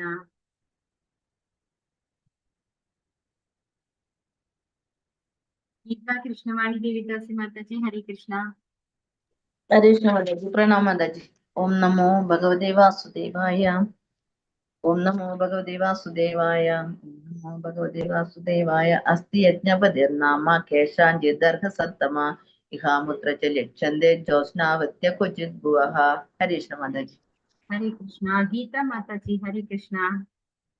ഹരേ കൃഷ്ണ മാതാജി. ഓം നമോ ഭഗവതേ വാസുദേവായ. അസ്തി യജ്ഞപതിർനാമ കേശാഞ്ചിർദർഹ സത്തമാഹ ഇഹാമുത്ര ച ലക്ഷ്യന്തേ ജ്യോത്സ്നാവത്യ ക്വചിത് ഭുവഃ. ഹരേ കൃഷ്ണ മാതാജി. ഹരേ കൃഷ്ണ മാതാജി. മനോരമ ദേവിദാസി മാതാജി ഹരേ കൃഷ്ണ. ഹരേ കൃഷ്ണ മാതാജി. പ്രണാം. ഓം നമോ ഭഗവതേ വാസുദേവായ. അസ്തി യജ്ഞപതിർനാമ കേശാഞ്ചിർദർഹ സത്തമഃ ഇഹാമുത്ര ച ലക്ഷ്യന്തേ ജ്യോത്സ്നാവത്യ ക്വചിത് ഭുവഃ. ഹരേ കൃഷ്ണ മാതാജി. ഹരേ കൃഷ്ണ മാതാജി. ഗിരിജ കൃഷ്ണശക്തി ദേവിദാസി മാതാജി ഹരേ കൃഷ്ണ. ഹരേ കൃഷ്ണ മാതാജി. പ്രണാമം. ഓം നമോ ഭഗവതേ വാസുദേവായ. അസ്തി യജ്ഞപതിർനാമ കേശാഞ്ചിർദർഹ സത്തമാഹ ഇഹാമുത്ര ച ലക്ഷ്യന്തേ ജ്യോത്സ്നാവത്യ ക്വചിത് ഭുവഃ. ഹരേ കൃഷ്ണ മാതാജി. ഹരേ കൃഷ്ണ മാതാജി. ശോഭ പ്രദീപ് മാതാജി ഹരേ കൃഷ്ണ. ഹരേ കൃഷ്ണ മാതാജി. ഓം നമോ ഭഗവതേ വാസുദേവായ. അസ്തി യജ്ഞപതിർനാമ കേശാജിർദർഹ സത്തമാ ഇഹാമുത്ര ച ലക്ഷ്യന്തേ ജ്യോത്സ്നാവത്യ ക്വചിത് ഭുവഃ. ഹരേ കൃഷ്ണ. ഹരേ കൃഷ്ണ മാതാജി. ഗീതാസി മാതാജി ഹരേ കൃഷ്ണ. ഹരേ കൃഷ്ണ മാതാജി. കൃഷ്ണ. ഓം നമോ ഭഗവതേ വാസുദേവായ. അസ്തി യജ്ഞപതിർനാമ കേശാഞ്ചിർദർഹ സത്തമാഹ ഇഹാമുത്ര ച ലക്ഷ്യന്തേ ജ്യോത്സ്നാവത്യ ക്വചിത് ഭുവഃ. ഹരേ കൃഷ്ണ മാതാജി. ഹരേ കൃഷ്ണ. ഷീജ വിജി മാതാജി ഹരേ കൃഷ്ണ. ഹരേ കൃഷ്ണ മാതാജി. ഓം നമോ ഭഗവതേ വാസുദേവായ. അസ്തി യജ്ഞപതിർനാമ കേശാഞ്ചിർദർഹ സത്തമാഹ ഇഹാമുത്ര ച ലക്ഷ്യന്തേ ജ്യോത്സ്നാവത്യ ക്വചിത് ഭുവഃ. ഹരേ കൃഷ്ണ മാതാജി. ഹരേ കൃഷ്ണ മാതാജി. ഇനി ആർക്കെങ്കിലും ചൊല്ലാൻ താല്പര്യമുണ്ടോ? ഹരേ കൃഷ്ണ. ഓം നമോ ഭഗവതേ വാസുദേവായ. അസ്തി യജ്ഞപതിർനാമ കേശാഞ്ചിർദർഹ സത്തമാഹ ഇഹാമുത്ര ച ലക്ഷ്യന്തേ ജ്യോത്സ്നാവത്യ ക്വചിത് ഭുവഃ. അസ്തി അവിടെ ഉണ്ടായിരിക്കും, യജ്ഞപതിഹി എല്ലാ യജ്ഞങ്ങളുടെയും ഭോക്താവ്, നാമ പേരുള്ള, കേശാഞ്ചിത് ചിലരുടെ അഭിപ്രായത്തിൽ അർഹസപ്തമാഹ അല്ലയോ ഏറ്റവും ബഹുമാന്യരായവരെ, ഇഹ ഈ ഭൗതിക ലോകത്തിൽ, അമുത്ര മരണത്തിനു ശേഷം, ലക്ഷ്യന്തേ അത് ദൃശ്യമാകും, ജ്യോത്സ്നാവത്യഃ ശക്തിപൂർണം സുന്ദരം, ക്വചിത് എവിടെങ്കിലും, ഭുവഃ ശരീരങ്ങൾ. വർത്തനം ഭാവം എസി ഭക്തി വേദാന്ത സ്വാമികളെ പ്രഭുപാഠിച്ചേ. എന്റെ പ്രിയപ്പെട്ട ബഹുമാന്യ വനിതകളെ, പുരുഷന്മാരെ, ശാസ്ത്രങ്ങളുടെ ആധികാരികങ്ങളായ പ്രസ്താവനകൾ പ്രകാരം നമ്മുടെ ഇപ്പോഴത്തെ പ്രവർത്തനങ്ങൾക്ക് അർഹമായ ഫലം നൽകുന്ന പരമോന്നതനായ ഒരു അധികാരിയുണ്ട്. അല്ലാത്ത പക്ഷം ഈ ജീവിതത്തിലും മരണാനന്തര ജീവിതത്തിലും സാധാരണ സൗന്ദര്യവും ശക്തിയുമുള്ള വ്യക്തികൾ ഉണ്ടായിരിക്കുന്നത് എന്തുകൊണ്ടാണ്? അപ്പോ മഹാരാജാവ് വീണ്ടും എല്ലാവരെയും ഒന്നുകൂടെ ഇൻട്രൊഡ്യൂസ് ചെയ്യാണ് അല്ലെ. ബഹുമാന്യ വനിതകളെ, പുരുഷന്മാരെ, അതായത് സ്ത്രീകളെയും പുരുഷന്മാരെയും പേരെടുത്ത് പ്രത്യേകം ഇൻട്രൊഡ്യൂസ് ചെയ്യാണ്. അതായത് ശാസ്ത്രങ്ങളുടെ ആധികാരികമായ പ്രസ്താവനകൾ പ്രകാരം നമ്മുടെ ഇപ്പോഴത്തെ പ്രവർത്തനങ്ങൾക്ക് അർഹമായ ഫലം നൽകുന്ന പരമോന്നതനായ ഒരു അധികാരിയുണ്ട്. അതായത് ഒരു ഭഗവാനുണ്ട് ഇതിനൊക്കെ നമ്മൾ ഈ ചെയ്യുന്ന ഓരോ കർമ്മവും നിരീക്ഷിച്ചുകൊണ്ട് നമുക്ക് എന്താണോ അർഹിക്കുന്നത് അതിനനുസരിച്ച് നമുക്ക് പ്രതിഫലം അറിഞ്ഞു തരുന്ന, അല്ലെ, ചോദിക്കാതെ ആവശ്യപ്പെടാതെ തന്നെ നമുക്ക് അതിന്റെ ഫലം തരുന്ന ഒരു പരമോന്നതനായ ഒരു അധികാരിയുണ്ട്, ഒരു ഭഗവാനുണ്ട്. അതല്ല എങ്കിൽ ഈ ജീവിതത്തിലും മരണാനന്തര ജീവിതത്തിലും അസാധാരണ സൗന്ദര്യവും ശക്തിയുമുള്ള വ്യക്തികൾ ഉണ്ടായിരിക്കുന്നത് എന്തുകൊണ്ടാണ്? അപ്പോ നമുക്ക് ഈ ഒരു ജന്മത്തിൽ എല്ലാ ഇതും, അതായത് എന്താ പറയുന്ന, അസാധാരണ സൗന്ദര്യവും ശക്തിയുമുള്ള വ്യക്തികൾ, അല്ലെ, ഓരോ ഈ സമൂഹത്തിൽ നമ്മൾ നോക്കിക്കഴിഞ്ഞാൽ ആരും തുല്യരല്ല, ആരും ഒരുപോലെയല്ല, അല്ലെ. പക്ഷെ ഓരോരുത്തർക്ക് കൂടുതൽ കൂടുതൽ കഴിവ് കൊടുത്തിട്ടുണ്ടാവും, സൗന്ദര്യം കൊടുത്തിട്ടുണ്ടാവും, ശക്തി കൊടുത്തിട്ടുണ്ടാവും, സമ്പത്ത് കൊടുത്തിട്ടുണ്ടാവും. അപ്പൊ ഇതൊക്കെ ഈ വൈവിധ്യത്തിന്റെ കാരണം എന്തുകൊണ്ടാണ്? ആരോ കൊടുക്കുന്നത് കൊണ്ടാണ്, അല്ലെ. അല്ലെങ്കിൽ എല്ലാവർക്കും ഒരുപോലെ, ആരും എനിക്ക് കുറച്ച് വേണമെന്ന് ആരും വിചാരിക്കില്ലല്ലോ, അല്ലെ. നമുക്ക് എല്ലാം നമ്മൾ സ്വയം എടുത്തിട്ട് വരികയാണെങ്കിൽ എല്ലാവരും എല്ലാം എടുത്തിട്ട് വരും. പക്ഷെ ആരോ കൊടുക്കുന്നത് കൊണ്ടല്ലേ ചിലർക്ക് കൂടുതലും ചിലർക്ക് കുറവുമായിട്ട് വരുന്നത്. അപ്പൊ ഈ ജീവിതത്തിലും മരണാനന്തര ജീവിതത്തിലും അസാധാരണ സൗന്ദര്യവും ശക്തിയുമുള്ള വ്യക്തികൾ ഉണ്ടായിരിക്കുന്നത് എന്തുകൊണ്ടാണ്? സ്വാഭാവികമായിട്ടും ഒരു ഭഗവാനുണ്ട് എല്ലാവർക്കും അർഹമായത് നൽകുന്നത്. അതുകൊണ്ടാണ് അങ്ങനെ സംഭവിക്കുന്നതെന്ന് പറയാണ്. ശ്രീ പ്രഭുപാദർ വിവർത്തനത്തിൽ വലിയ ഭാവാർത്ഥാണ് നന്നായി വിശദീകരിക്കുന്നുണ്ട്. ഭാവാർത്ഥം ഈ ഭക്തി വേദാന്ത സ്വാമി ശ്രീ പ്രഭുപാദ് കി ജയ്. പൃഥു മഹാരാജാവിന്റെ രാജ്യഭരണത്തിന്റെ സമ്പൂർണ്ണ ലക്ഷ്യം പൗരന്മാരെ ഈശ്വര അവബോധത്തിന്റെ നിലവാരത്തിലേക്ക് ഉയർത്തുക എന്നതായിരുന്നു. യാഗസ്ഥലത്ത് നടന്നത് ഒരു മഹാസമ്മേളനമായിരുന്നതിനാൽ വിവിധ തരത്തിലുള്ള വ്യക്തികൾ അതിൽ സംബന്ധിച്ചിരുന്നുവെങ്കിലും പൃഥു നാസ്തികരല്ലാത്ത ആളുകളോട് മാത്രം സംസാരിക്കാൻ പ്രത്യേക താല്പര്യം പ്രകടിപ്പിച്ചു. പൃഥു മഹാരാജാവ് തന്റെ പൗരന്മാരോട് അധോക്ഷജ ദിയഹ, ഈശ്വര അവബോധം ഉള്ളവരായിരിക്കാൻ അഥവാ കൃഷ്ണാബോധമുള്ളവരായിരിക്കാൻ ഉപദേശിച്ചതായി മുൻ ശ്ലോകങ്ങളിൽ വിശദീകരിച്ചു കഴിഞ്ഞതാണ്. ഈ ശ്ലോകത്തിൽ അവൻ ശാസ്ത്രത്തിന്റെ ആധികാരികതയെ പ്രത്യേകം എടുത്ത് അവതരിപ്പിക്കുന്നു. അവന്റെ പിതാവ് നിരീശ്വരവാദിയും വൈദിക ശാസ്ത്രങ്ങളിൽ പറഞ്ഞിട്ടുള്ള ശാസനങ്ങൾ അനുസരിക്കാത്തവനും യജ്ഞാനുഷ്ഠാനങ്ങൾ പ്രായോഗികമായി നിർത്തലാക്കുകയും അപ്രകാരം ബ്രാഹ്മണരെ അവഹേളിക്കുകയും ഒടുവിൽ അവരാൽ രാജസിംഹാസനം നഷ്ടപ്പെടുകയും അവരുടെ ശാപത്താൽ വധിക്കപ്പെടുകയും ചെയ്തു. അപ്പോ ഇവിടെ ശ്രീ പ്രഭുപാദർ ഒത്തിരി വലിയ പർപ്പോട്ടാണ്. അതായത് പൃഥു മഹാരാജാവ് എല്ലാവരെയും, തന്റെ എല്ലാ ജനങ്ങളെയും ഈശ്വര അവബോധത്തിന്റെ നിലവാരത്തിലേക്ക് ഉയർത്തുക എന്ന ഒരു ലക്ഷ്യത്തോടു കൂടിയാണ് ഓരോരുത്തരെയും ഇൻട്രൊഡ്യൂസ് ചെയ്ത് സംസാരിക്കുന്നത് ഇവിടെ, അല്ലെ. ആരും വഴിതെറ്റി പോകരുത്. കാരണം എന്തുകൊണ്ടാണ്? അദ്ദേഹത്തിന്റെ പിതാവ് വേനൻ രാജാവായിരുന്നു, അല്ലെ. അദ്ദേഹം ഇക്കാര്യങ്ങളൊക്കെ നിർത്തിവെച്ച് എല്ലാവരും നാസ്തികരായി മാറിയിട്ടുണ്ടായിരുന്നു. അപ്പൊ ഇവിടെ ശ്രീ പ്രഭുപാദർ പറയാണ്, യാഗസ്ഥലത്ത് നടന്നത് ഒരു മഹാസമ്മേളനമായിരുന്നതിനാൽ വിവിധ തരത്തിലുള്ള വ്യക്തികൾ അതിൽ സംബന്ധിച്ചിരുന്നുവെന്നും പൃഥു മഹാരാജാവ് നാസ്തികരല്ലാത്ത ആളുകളോട്, നാസ്തികരല്ലാത്ത പറഞ്ഞ ആരാണ്? ഭക്തന്മാരാണ്, അല്ലെ. നാസ്തികർ എന്ന് പറഞ്ഞു കഴിഞ്ഞാൽ ഭഗവാൻ ഇല്ല എന്ന് വിശ്വസിക്കുന്നവര്.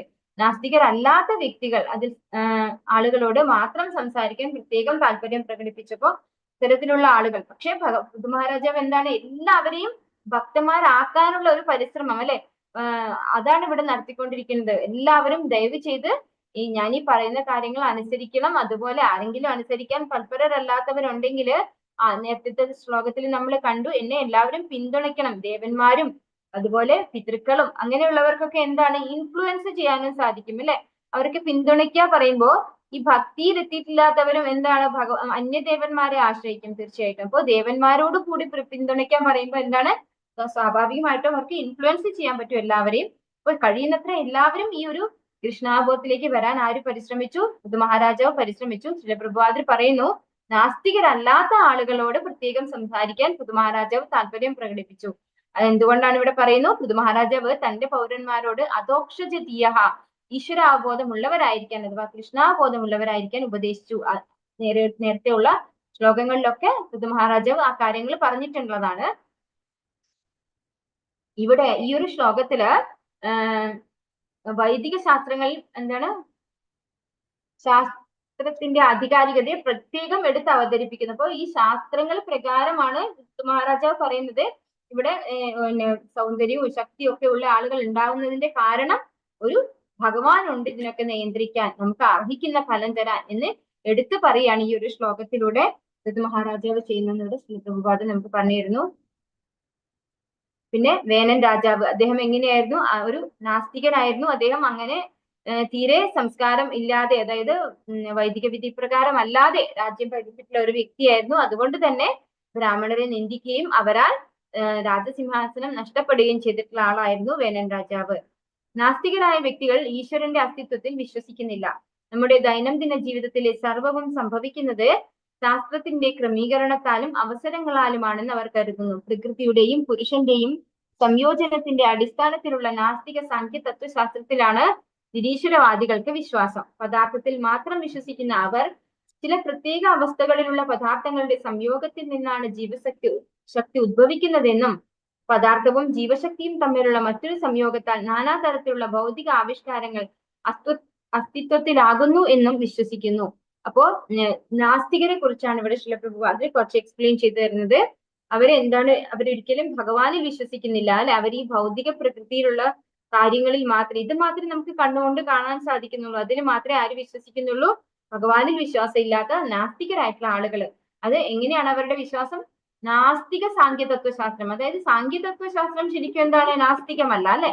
അപ്പൊ നാസ്തികമായിട്ടുള്ള സാങ്കേതത്വശാസ്ത്രമാണ് അവർ വിശ്വസിക്കുന്നതെന്നാണ് ഇവിടെ പറയുന്നത്. യഥാർത്ഥത്തിലുള്ള സാങ്കേശാസ്ത്രം എന്താണ്?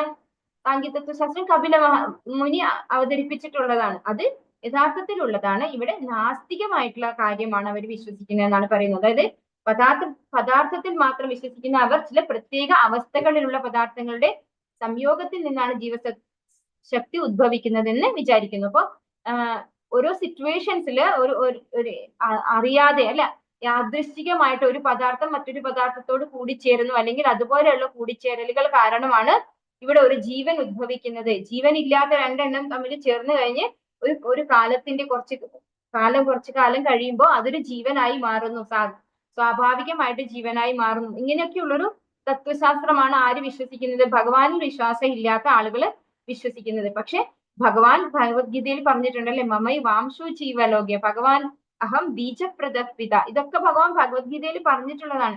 അപ്പൊ ഈ ജീവൻ സ്വാഭാവികമായിട്ട് വരുന്നത് ഭഗവാനിൽ നിന്നാണ്. ഈ ഭൗതിക ശരീരം മാത്രമാണ് ഈ മെറ്റീരിയൽ ആയിട്ടുള്ള കാര്യങ്ങളുടെ ഒരു കൂടിച്ചേരലിലൂടെ ഉണ്ടാകുന്നത്. പക്ഷെ അതിന് ജീവൻ വേണമെങ്കിൽ എന്ത് വേണം? ഭഗവാൻ ഒരു ജീവാംശം അതിന് വേണം. ഇല്ലെങ്കിൽ എന്താണ്? അത് ജഡവസ്തു. നമ്മൾ മരിച്ചു കഴിഞ്ഞാൽ ആ ശരീരത്തിന് അനങ്ങാൻ സാധിക്കുന്നില്ല അല്ലെ. അതായത് ആ ജീവൻ പുറത്തേക്ക് പോയി കഴിഞ്ഞാൽ ആ ശരീരം എന്താണ്? ജഡവസ്തു മാത്രമാണ്. പക്ഷെ ഇത് ആർക്ക് മനസ്സിലാക്കാൻ സാധിക്കുന്നില്ല? നാസ്തികരായിട്ടുള്ള ആളുകൾക്ക് മനസ്സിലാക്കാൻ സാധിക്കുന്നില്ല. അവർ വിചാരിക്കുന്ന എന്താണ്? പദാർത്ഥവും ജീവശക്തിയും തമ്മിലുള്ള മറ്റൊരു സംയോഗത്താൽ നാനാതരത്തിലുള്ള ഭൗതിക ആവിഷ്കാരങ്ങൾ അത് അസ്തിത്വത്തിലാകുന്നു എന്നും വിശ്വസിക്കുന്നു. വൈദിക അനുശാസനങ്ങളിൽ വിശ്വസിക്കാത്ത നിരീശ്വരവാദികൾ വൈദിക അനുശാസനങ്ങൾ കേവലം സിദ്ധാന്തങ്ങളാണെന്നും അവ പ്രായോഗിക ജീവിതത്തിൽ പ്രയോഗക്ഷമങ്ങളല്ലെന്നും വാദിക്കുന്നു. അപ്പോ ഈ വൈദിക ശാസ്ത്രപ്രകാരമുള്ള കാര്യമൊന്നും ഇപ്പോഴും പ്രാക്ടിക്കൽ അല്ല, അതൊന്നും പ്രാക്ടിക്കൽ നോളജ് അല്ല എന്നാണ് ആര് വിചാരിക്കുന്നത്? നാസ്തികരായിട്ടുള്ള ആളുകൾ വിചാരിക്കുന്നത്. അത് വെറും ഒരു എന്താ പറയാ, സമയം പാഴാക്കാനുള്ള വെറും ഒരു വെറുതെ ആരോ എഴുതി വെച്ചത് അല്ലെ, ഒരു വ്യക്തികൾ ആരോ എഴുതി വെച്ച എന്തൊക്കെയോ കാര്യങ്ങളാണ് വൈദിക ശാസ്ത്രം എന്ന് പറയുന്നത്. അതൊന്നും പാലിക്കേണ്ട ആവശ്യമില്ല എന്ന് ആര് പറയുന്നു? നാസ്തികരായിട്ടുള്ള ആളുകൾ പറയുന്നു. ഒരു പരമോന്നത ബുദ്ധിയുടെ ആസൂത്രണമില്ലാതെ വിവിധ വർഗങ്ങളിലുള്ള അസ്തിത്വങ്ങൾ ഉണ്ടാവുകയില്ല എന്ന അടിസ്ഥാനത്തിൽ ഈശ്വര വിശ്വാസികൾ നിരീശ്വരരുടെ കാഴ്ചപ്പാടുകളെ പൊള്ളയായി തള്ളിക്കളയുമെന്ന് മഹാരാജാവ് നിർദ്ദേശിച്ചു. അപ്പോ ഒരു വ്യക്തിയുടെ നിയന്ത്രണത്തിലായതുകൊണ്ടാണ് ഈ ഒരു കാര്യങ്ങളൊക്കെ സംഭവിക്കുന്നതെന്ന് ഈശ്വര വിശ്വാസമുള്ളവർക്ക് മനസ്സിലാകും അല്ലെ. അല്ലാണ്ട് നിരീശ്വരവാദികൾക്ക് നമ്മൾ എത്ര പറഞ്ഞു കൊടുത്താലും അവർക്ക് മനസ്സിലാക്കാൻ സാധിക്കില്ല. പക്ഷെ ഈശ്വര വിശ്വാസം ഉള്ളവർക്ക് പെട്ടെന്ന് ഉൾക്കൊള്ളാൻ സാധിക്കും. അങ്ങനെ നിരീശ്വരരുടെ കാഴ്ചപ്പാടുകളെ പൊള്ളയായി അവർ തള്ളിക്കളയുമെന്ന് പൃഥു മഹാരാജാവ് നിർദ്ദേശിക്കുന്നു. ഇവിടെ നാനാതരത്തിലുള്ള അസ്തിത്വങ്ങളുടെ ആവിർഭാവം കേവലം യാദൃശ്ചികങ്ങളാണെന്ന് നിരീശ്വരവാദികൾ യാതൊരു അടിസ്ഥാനവും ഇല്ലാതെ വിശദീകരിക്കുമ്പോൾ വേദാനുശാസനങ്ങളിൽ വിശ്വസിക്കുന്ന ഈശ്വര വിശ്വാസികൾ വേദനിർദ്ദേശങ്ങളുടെ അടിസ്ഥാനത്തിലാണ് അന്തിമ തീരുമാനത്തിൽ എത്തിച്ചേരുന്നത്. അപ്പോ ദൈവിക വിശ്വാസമുള്ളവര് ഈ വേദത്തിൽ എന്താണോ പറഞ്ഞിരിക്കുന്നത് അതിൻ പ്രകാരമാണ് ഓരോന്നിന്റെയും അന്തിമ തീരുമാനത്തിൽ എത്തുന്നത്. പക്ഷെ നിരീശ്വരവാദികളായിട്ടുള്ളവര് അവരുടേതായ ഒരു ഊഹാപോഹം ഉണ്ടാക്കി അങ്ങനെയാണ് എന്ന് തീരുമാനിക്കുകയാണ് ചെയ്യുന്നത്. അവര് ഏതിൽ വിശ്വസിക്കുന്നില്ല? വൈദിക ശാസ്ത്രങ്ങളിൽ വിശ്വസിക്കുന്നില്ല. വർണ്ണാശ്രമ ധർമ്മം പാലിക്കുന്നത് പൂർണ്ണമായും പരമദിവ്യോത്തമ പുരുഷനായ വിഷ്ണു ഭഗവാന്റെ സംതൃപ്തി ഉദ്ദേശിച്ചാണെന്ന് വിഷ്ണു പുരാണത്തിൽ പറയുന്നു. ബ്രാഹ്മണരുടെയും ക്ഷത്രിയരുടെയും വൈശ്യരുടെയും ശൂദ്രരുടെയും അല്ലെങ്കിൽ ബ്രഹ്മചാരികളുടെയും ഗൃഹസ്ഥരുടെയും വാനപ്രസ്ഥരുടെയും സന്യാസികളുടെയും നിയമങ്ങളും ക്രമങ്ങളുമെല്ലാം പരമോന്നതനായ ഭഗവാന്റെ സംതൃപ്തി ഉദ്ദേശിച്ചുള്ളവയാണ്. ഇന്ന് ബ്രാഹ്മണരുടെയും ക്ഷത്രിയരുടെയും വൈശ്യരുടെയും ശൂദ്രരുടെയും യഥാർത്ഥ സംസ്കാരം നഷ്ടമായെങ്കിലും അവർ ജന്മത്തിന്റെ അടിസ്ഥാനത്തിൽ തങ്ങൾ ബ്രാഹ്മണരും ക്ഷത്രിയരും വൈശ്യരും ശൂദ്രരുമാണെന്ന് അവകാശപ്പെടുന്നു. എന്നിട്ടും അവർ വിഷ്ണു ഭഗവാന്റെ ആരാധനയ്ക്ക് വേണ്ടി വിശേഷിച്ചുള്ള വിശ്വാസ പ്രമാണങ്ങളായ സാമൂഹികവും ആധ്യാത്മികവുമായ വർണ്ണാശ്രമങ്ങളെ തള്ളിക്കളയുന്നു. ശങ്കരാചാര്യർ അതായത് ഇവിടെ എന്താ വർണ്ണാശ്രമ ധർമ്മം പാലിക്കുന്നതിനെ കുറിച്ചാണ് ഇവിടെ പ്രഭുപാദർ നമുക്ക് പറഞ്ഞു തരുന്നത്.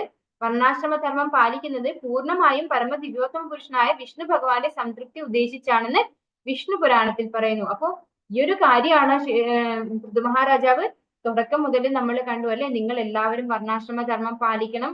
അവനവന്റെ നിയത കർമ്മം എന്താണോ ഓരോ ആശ്രമത്തിലും നമ്മൾ ചെയ്യാനുള്ളത്, അതാത് ആശ്രമം ഓരോ വർണ്ണത്തിലുള്ളവരും ഓരോ ആശ്രമത്തിലുള്ളവരും എന്താണോ ചെയ്യേണ്ടത് അത് കൃത്യമായിട്ട് നിർവഹിക്കണം എന്ന് ആരിവിടെ പറയുന്നുണ്ട്. നേരത്തെയുള്ള ശ്ലോകങ്ങളിൽ പൃഥു മഹാരാജാവ് റിക്വസ്റ്റ് ചെയ്തിട്ട് പറയാണ് ഓരോരുത്തരോടും അല്ലെ. എന്തുകൊണ്ടാണ് ഇത് പറയുന്നത് ഇവിടെ മനസ്സിലാക്കുന്നു. വിഷ്ണു പുരാണത്തിൽ ഇത് കൃത്യമായി പറഞ്ഞിട്ടുണ്ട്. അങ്ങനെ നമ്മുടെ വർണ്ണാശ്രമ ധർമ്മം നിർവഹിക്കുന്നത് അത് ഭഗവാന്റെ സംതൃപ്തിക്കായിക്കൊണ്ടാണ് എന്ന്. ബ്രാഹ്മണരുടെയും ക്ഷത്രിയരുടെയും വൈശ്യരുടെയും ശൂദ്രരുടെയും അല്ലെങ്കിൽ ബ്രഹ്മചാരികളുടെയും ഗൃഹസ്ഥരുടെയും വാനപ്രസ്ഥരുടെയും സന്യാസികളുടെയും, അപ്പൊ 4 തരം വർണ്ണം അല്ലെ, 4 വർണ്ണങ്ങളും 4 ആശ്രമങ്ങളും, അതാണ് വർണ്ണാശ്രമ ധർമ്മം എന്ന് പറയുന്നത്. വർണ്ണങ്ങൾ 4 എണ്ണം എന്തൊക്കെയാണ്? ബ്രാഹ്മണർ, ക്ഷത്രിയർ, ശൂദ്രർ, വൈശ്യർ. ആശ്രമങ്ങൾ 4 എണ്ണം എന്തൊക്കെയാണത്? ബ്രഹ്മചര്യം, ഗൃഹസ്ഥാശ്രമം, പിന്നെ വാനപ്രസ്ഥം, സന്യാസം. ഇങ്ങനെ 4 ആശ്രമങ്ങൾ, 4 വർണ്ണങ്ങളും 4 ആശ്രമങ്ങളുമാണ് ഇവിടെ എടുത്തെടുത്ത് പറയുന്നത്. ഇതെല്ലാം ഭഗവാന്റെ സംതൃപ്തി ഉദ്ദേശിച്ചുള്ളവയാണ്. അപ്പൊ ഇന്നത്തെ കാലത്ത് എന്താണ്, നമ്മൾ ഓരോ കമ്മ്യൂണിറ്റിയിൽ ജനിച്ചു കഴിഞ്ഞാൽ അല്ലെ, ബ്രാഹ്മണന്റെ വീട്ടില് കുടുംബത്തില് ജനിച്ചു കഴിഞ്ഞാൽ നമുക്ക് ഒരു പൂണൂൽ കർമ്മം നടത്തും, നമ്മളൊരു ബ്രാഹ്മണനായിട്ട് അംഗീകരിക്കും അല്ലെ. പക്ഷെ അത് തെറ്റായ രീതിയാണെന്ന് നമ്മൾ മനസ്സിലാക്കിയിട്ടുണ്ട് നേരത്തെ തന്നെ. പിന്നെ ഓരോരുത്തരും എങ്ങനെയാണ് ഓരോ വർണ്ണത്തിലാണെന്ന് തീരുമാനിക്കുന്നത്? ഗുണകർമ്മ വിഭാഗശഃ. ഓരോരുത്തരുടെയും ഗുണങ്ങളും കർമ്മങ്ങൾക്കും അടിസ്ഥാനത്തിലാണ് അത് തീരുമാനിക്കുന്നത്.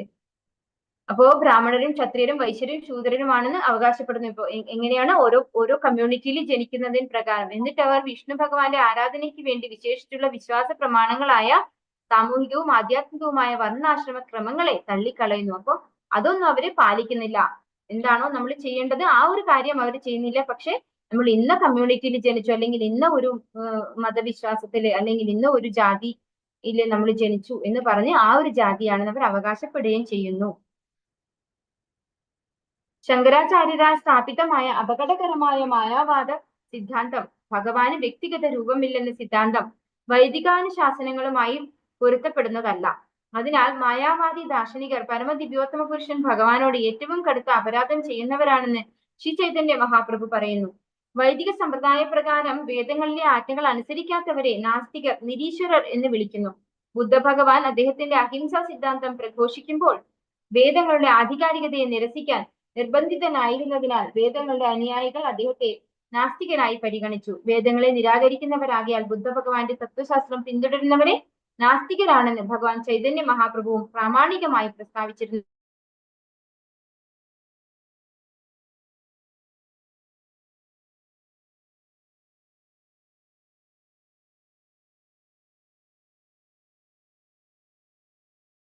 അദ്ദേഹം പരിഗണിച്ചു. അപ്പോ ഇവിടെ മായാവാദ സിദ്ധാന്തം. ഹരേ കൃഷ്ണ, കേൾക്കുന്നില്ലേ? ഹരേ കൃഷ്ണ. ശ്രീ ശങ്കരാചാര്യരാണ് മായാവാദ സിദ്ധാന്തം പ്രചരിപ്പിച്ചിട്ടുള്ളത് അല്ലെ. മായാവാദികള് വളരെ വളരെ അപകടകാരികളാണെന്ന് ചൈതന്യ മഹാപ്രഭു പറയുന്നു എന്നിവിടെ ഉപപാദ്രൻ നമുക്ക് പറഞ്ഞു തരികയാണ്. അതായത് ആ ഒരു സിദ്ധാന്തം നാസ്തികമായിട്ടുള്ള സിദ്ധാന്തമാണ്. കാരണം ഭഗവാന് രൂപമില്ല എന്ന് പറയുന്നത് തെറ്റാണ്. നമ്മൾ ഭാഗവതത്തിലും ഭഗവത്ഗീതയിലും ഒക്കെ നമ്മൾ കണ്ടു അല്ലെ, ഭഗവാന്റെ ഒരു വിശ്വരൂപ ദർശന യോഗം എന്ന് പറയുന്ന ഒരു ഇതില് ഭഗവത്ഗീതയിൽ ഭഗവാന്റെ രൂപത്തെ കുറിച്ച് കാണിച്ചു തരുന്നുണ്ട്, പറഞ്ഞു തരുന്നുണ്ട്. അത് കാണണമെങ്കിൽ എന്ത് വേണം എന്ന് പറഞ്ഞു? ദിവ്യ ചക്ഷുസ് വേണം എന്ന് പറഞ്ഞു അല്ലെ. നമ്മുടെ സാധാരണ നയനങ്ങൾ കൊണ്ട് ഭഗവാന്റെ രൂപത്തെ നമുക്ക് ദർശിക്കാൻ സാധിക്കില്ല എന്നും പറയുന്നുണ്ട് അവിടെ. അതുപോലെ ഭാഗവതത്തിൽ ഒരുപാട് എക്സ്പ്ലനേഷൻസ് ഉണ്ട് ഭഗവാന്റെ രൂപത്തെ കുറിച്ച് അല്ലെ. ഭാഗവതത്തിൽ തന്നെ 10ാമത്തെ സ്കന്ധത്തില് 21ാമത്തെ അധ്യായത്തില് അഞ്ചാമത്തെ ശ്ലോകം ബർഹാപീഠം നടവരവപു കർണയോ കർണികാരം ബിഭ്രദ്വാസ കനക കപിശം വൈജയന്തിം ച മാലാം ഗന്ധ്രാൻ വേണോരതരസുതയാ പൂരയൻ ഗോപവൃന്ദർ വൃന്ദാരണ്യം സ്വപദരമണം പ്രാവിശദ്ഗീത കീർത്തി. ഈ ഒരു ശ്ലോകം കേട്ടോണ്ടാണത്രേ ശുകദേവ ബ്രഹ്മർഷി ഇങ്ങനെ വീട്ടിൽ നിന്ന് ഇറങ്ങിപ്പോയപ്പോ തിരിച്ചു വന്നത് ഈ ഒരു ശ്ലോകം കേട്ടിട്ടാണത്രേ.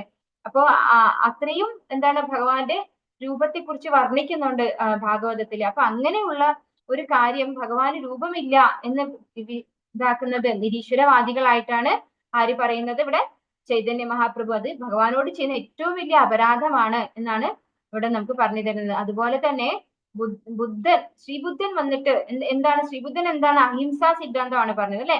വേദവിധി പ്രകാരം എന്താണ്?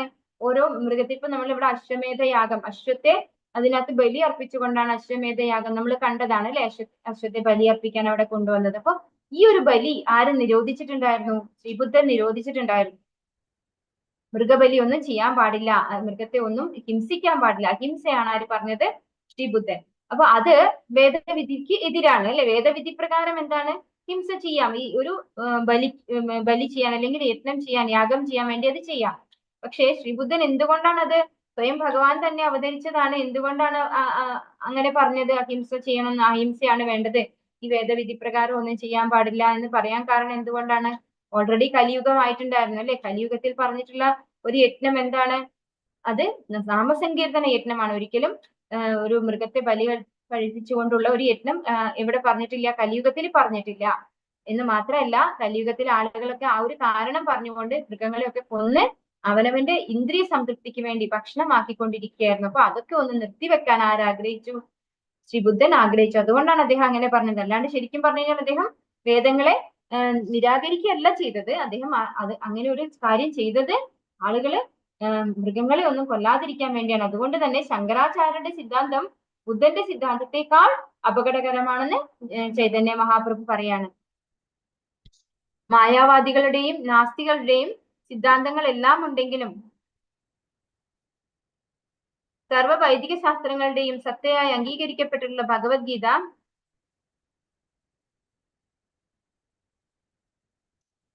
ഭഗവത്ഗീതയുടെ ആജ്ഞകൾ കർശനമായി പാലിച്ച് ജീവിക്കുന്നവരാണ് കൃഷ്ണബോധത്തിന്റെ അനുയായികൾ. ഭഗവത്ഗീത 18:46 പറഞ്ഞിരിക്കുന്നു, യഥ പ്രവൃത്തിർഭൂതാന ഏന സർവം ഇദം തതം സ്വകർമ്മണാത്തം അഭ്യർച്ച്യ സിദ്ധിം വിന്ദതി മാനവ. എല്ലാ ജീവികളുടെയും സ്രോതസ്സും സർവവ്യാപിയുമായ ഭഗവാനെ ആരാധിക്കുന്നതിലൂടെ മനുഷ്യന് അവന്റെ തൊഴിലിന്റെ നിർവഹണത്തിൽ പരിപൂർണത നേടാൻ കഴിയും.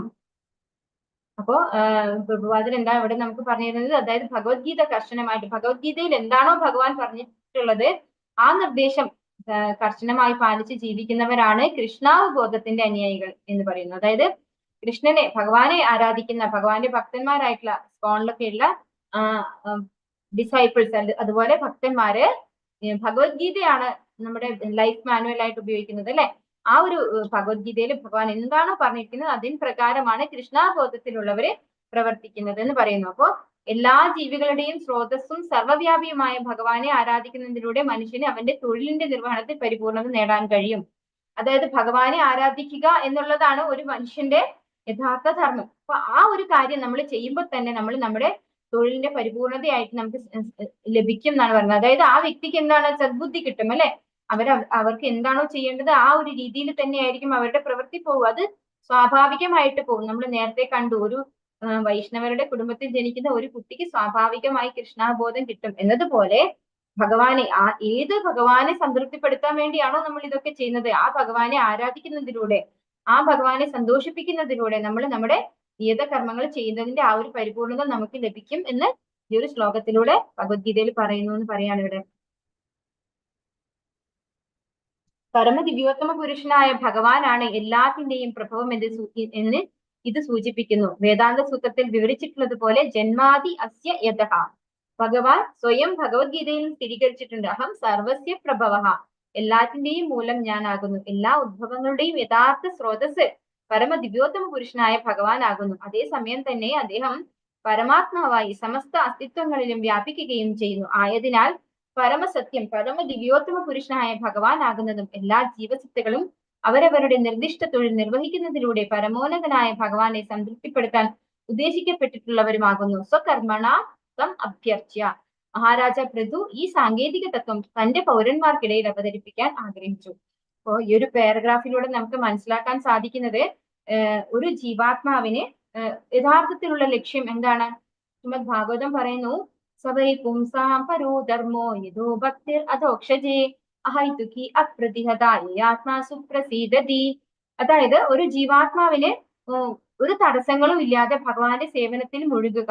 ഇതാണ് ഒരു ജീവാത്മാവിന്റെ ആത്യന്തികമായ ലക്ഷ്യം. ഈ ഒരു ലക്ഷ്യത്തിലേക്ക് എത്താൻ മാർഗങ്ങൾ പലതുണ്ട് അല്ലെ? ഭഗവത്ഗീതയിൽ നമ്മൾ എല്ലാ മാർഗങ്ങളും മനസ്സിലാക്കിയിട്ടുണ്ട്. ജ്ഞാനയോഗം, ഭക്തിയോഗം, അഷ്ടാംഗയോഗം. എല്ലാ മാർഗത്തിന്റെയും അവസാനം എത്തുന്നത് എന്താണ്? ഭഗവാന്റെ അടുത്തേക്ക് തിരിച്ചു പോകാനുള്ള, അതായത് ഭക്തി ലാസ്റ്റ് ആണ് കിട്ടുക. പക്ഷെ ഭക്തി ഡയറക്റ്റ് കിട്ടുമ്പോഴാണ് നമുക്ക് ഡയറക്റ്റ് ഭഗവാന്റെ സേവനത്തിലേക്ക് ആവുന്നത്. അതാണ് ഇവിടെ ശ്രീല പ്രഭുപാദർ നമ്മളോട് പറയുന്നത്. ഭഗവാനെ ആരാധിക്കുക, അതിന് ഒരു മാർഗം, ആ ഒരു മാർഗമാണ് പൃഥു മഹാരാജാവ് പറയുന്നത്. എന്താണ്?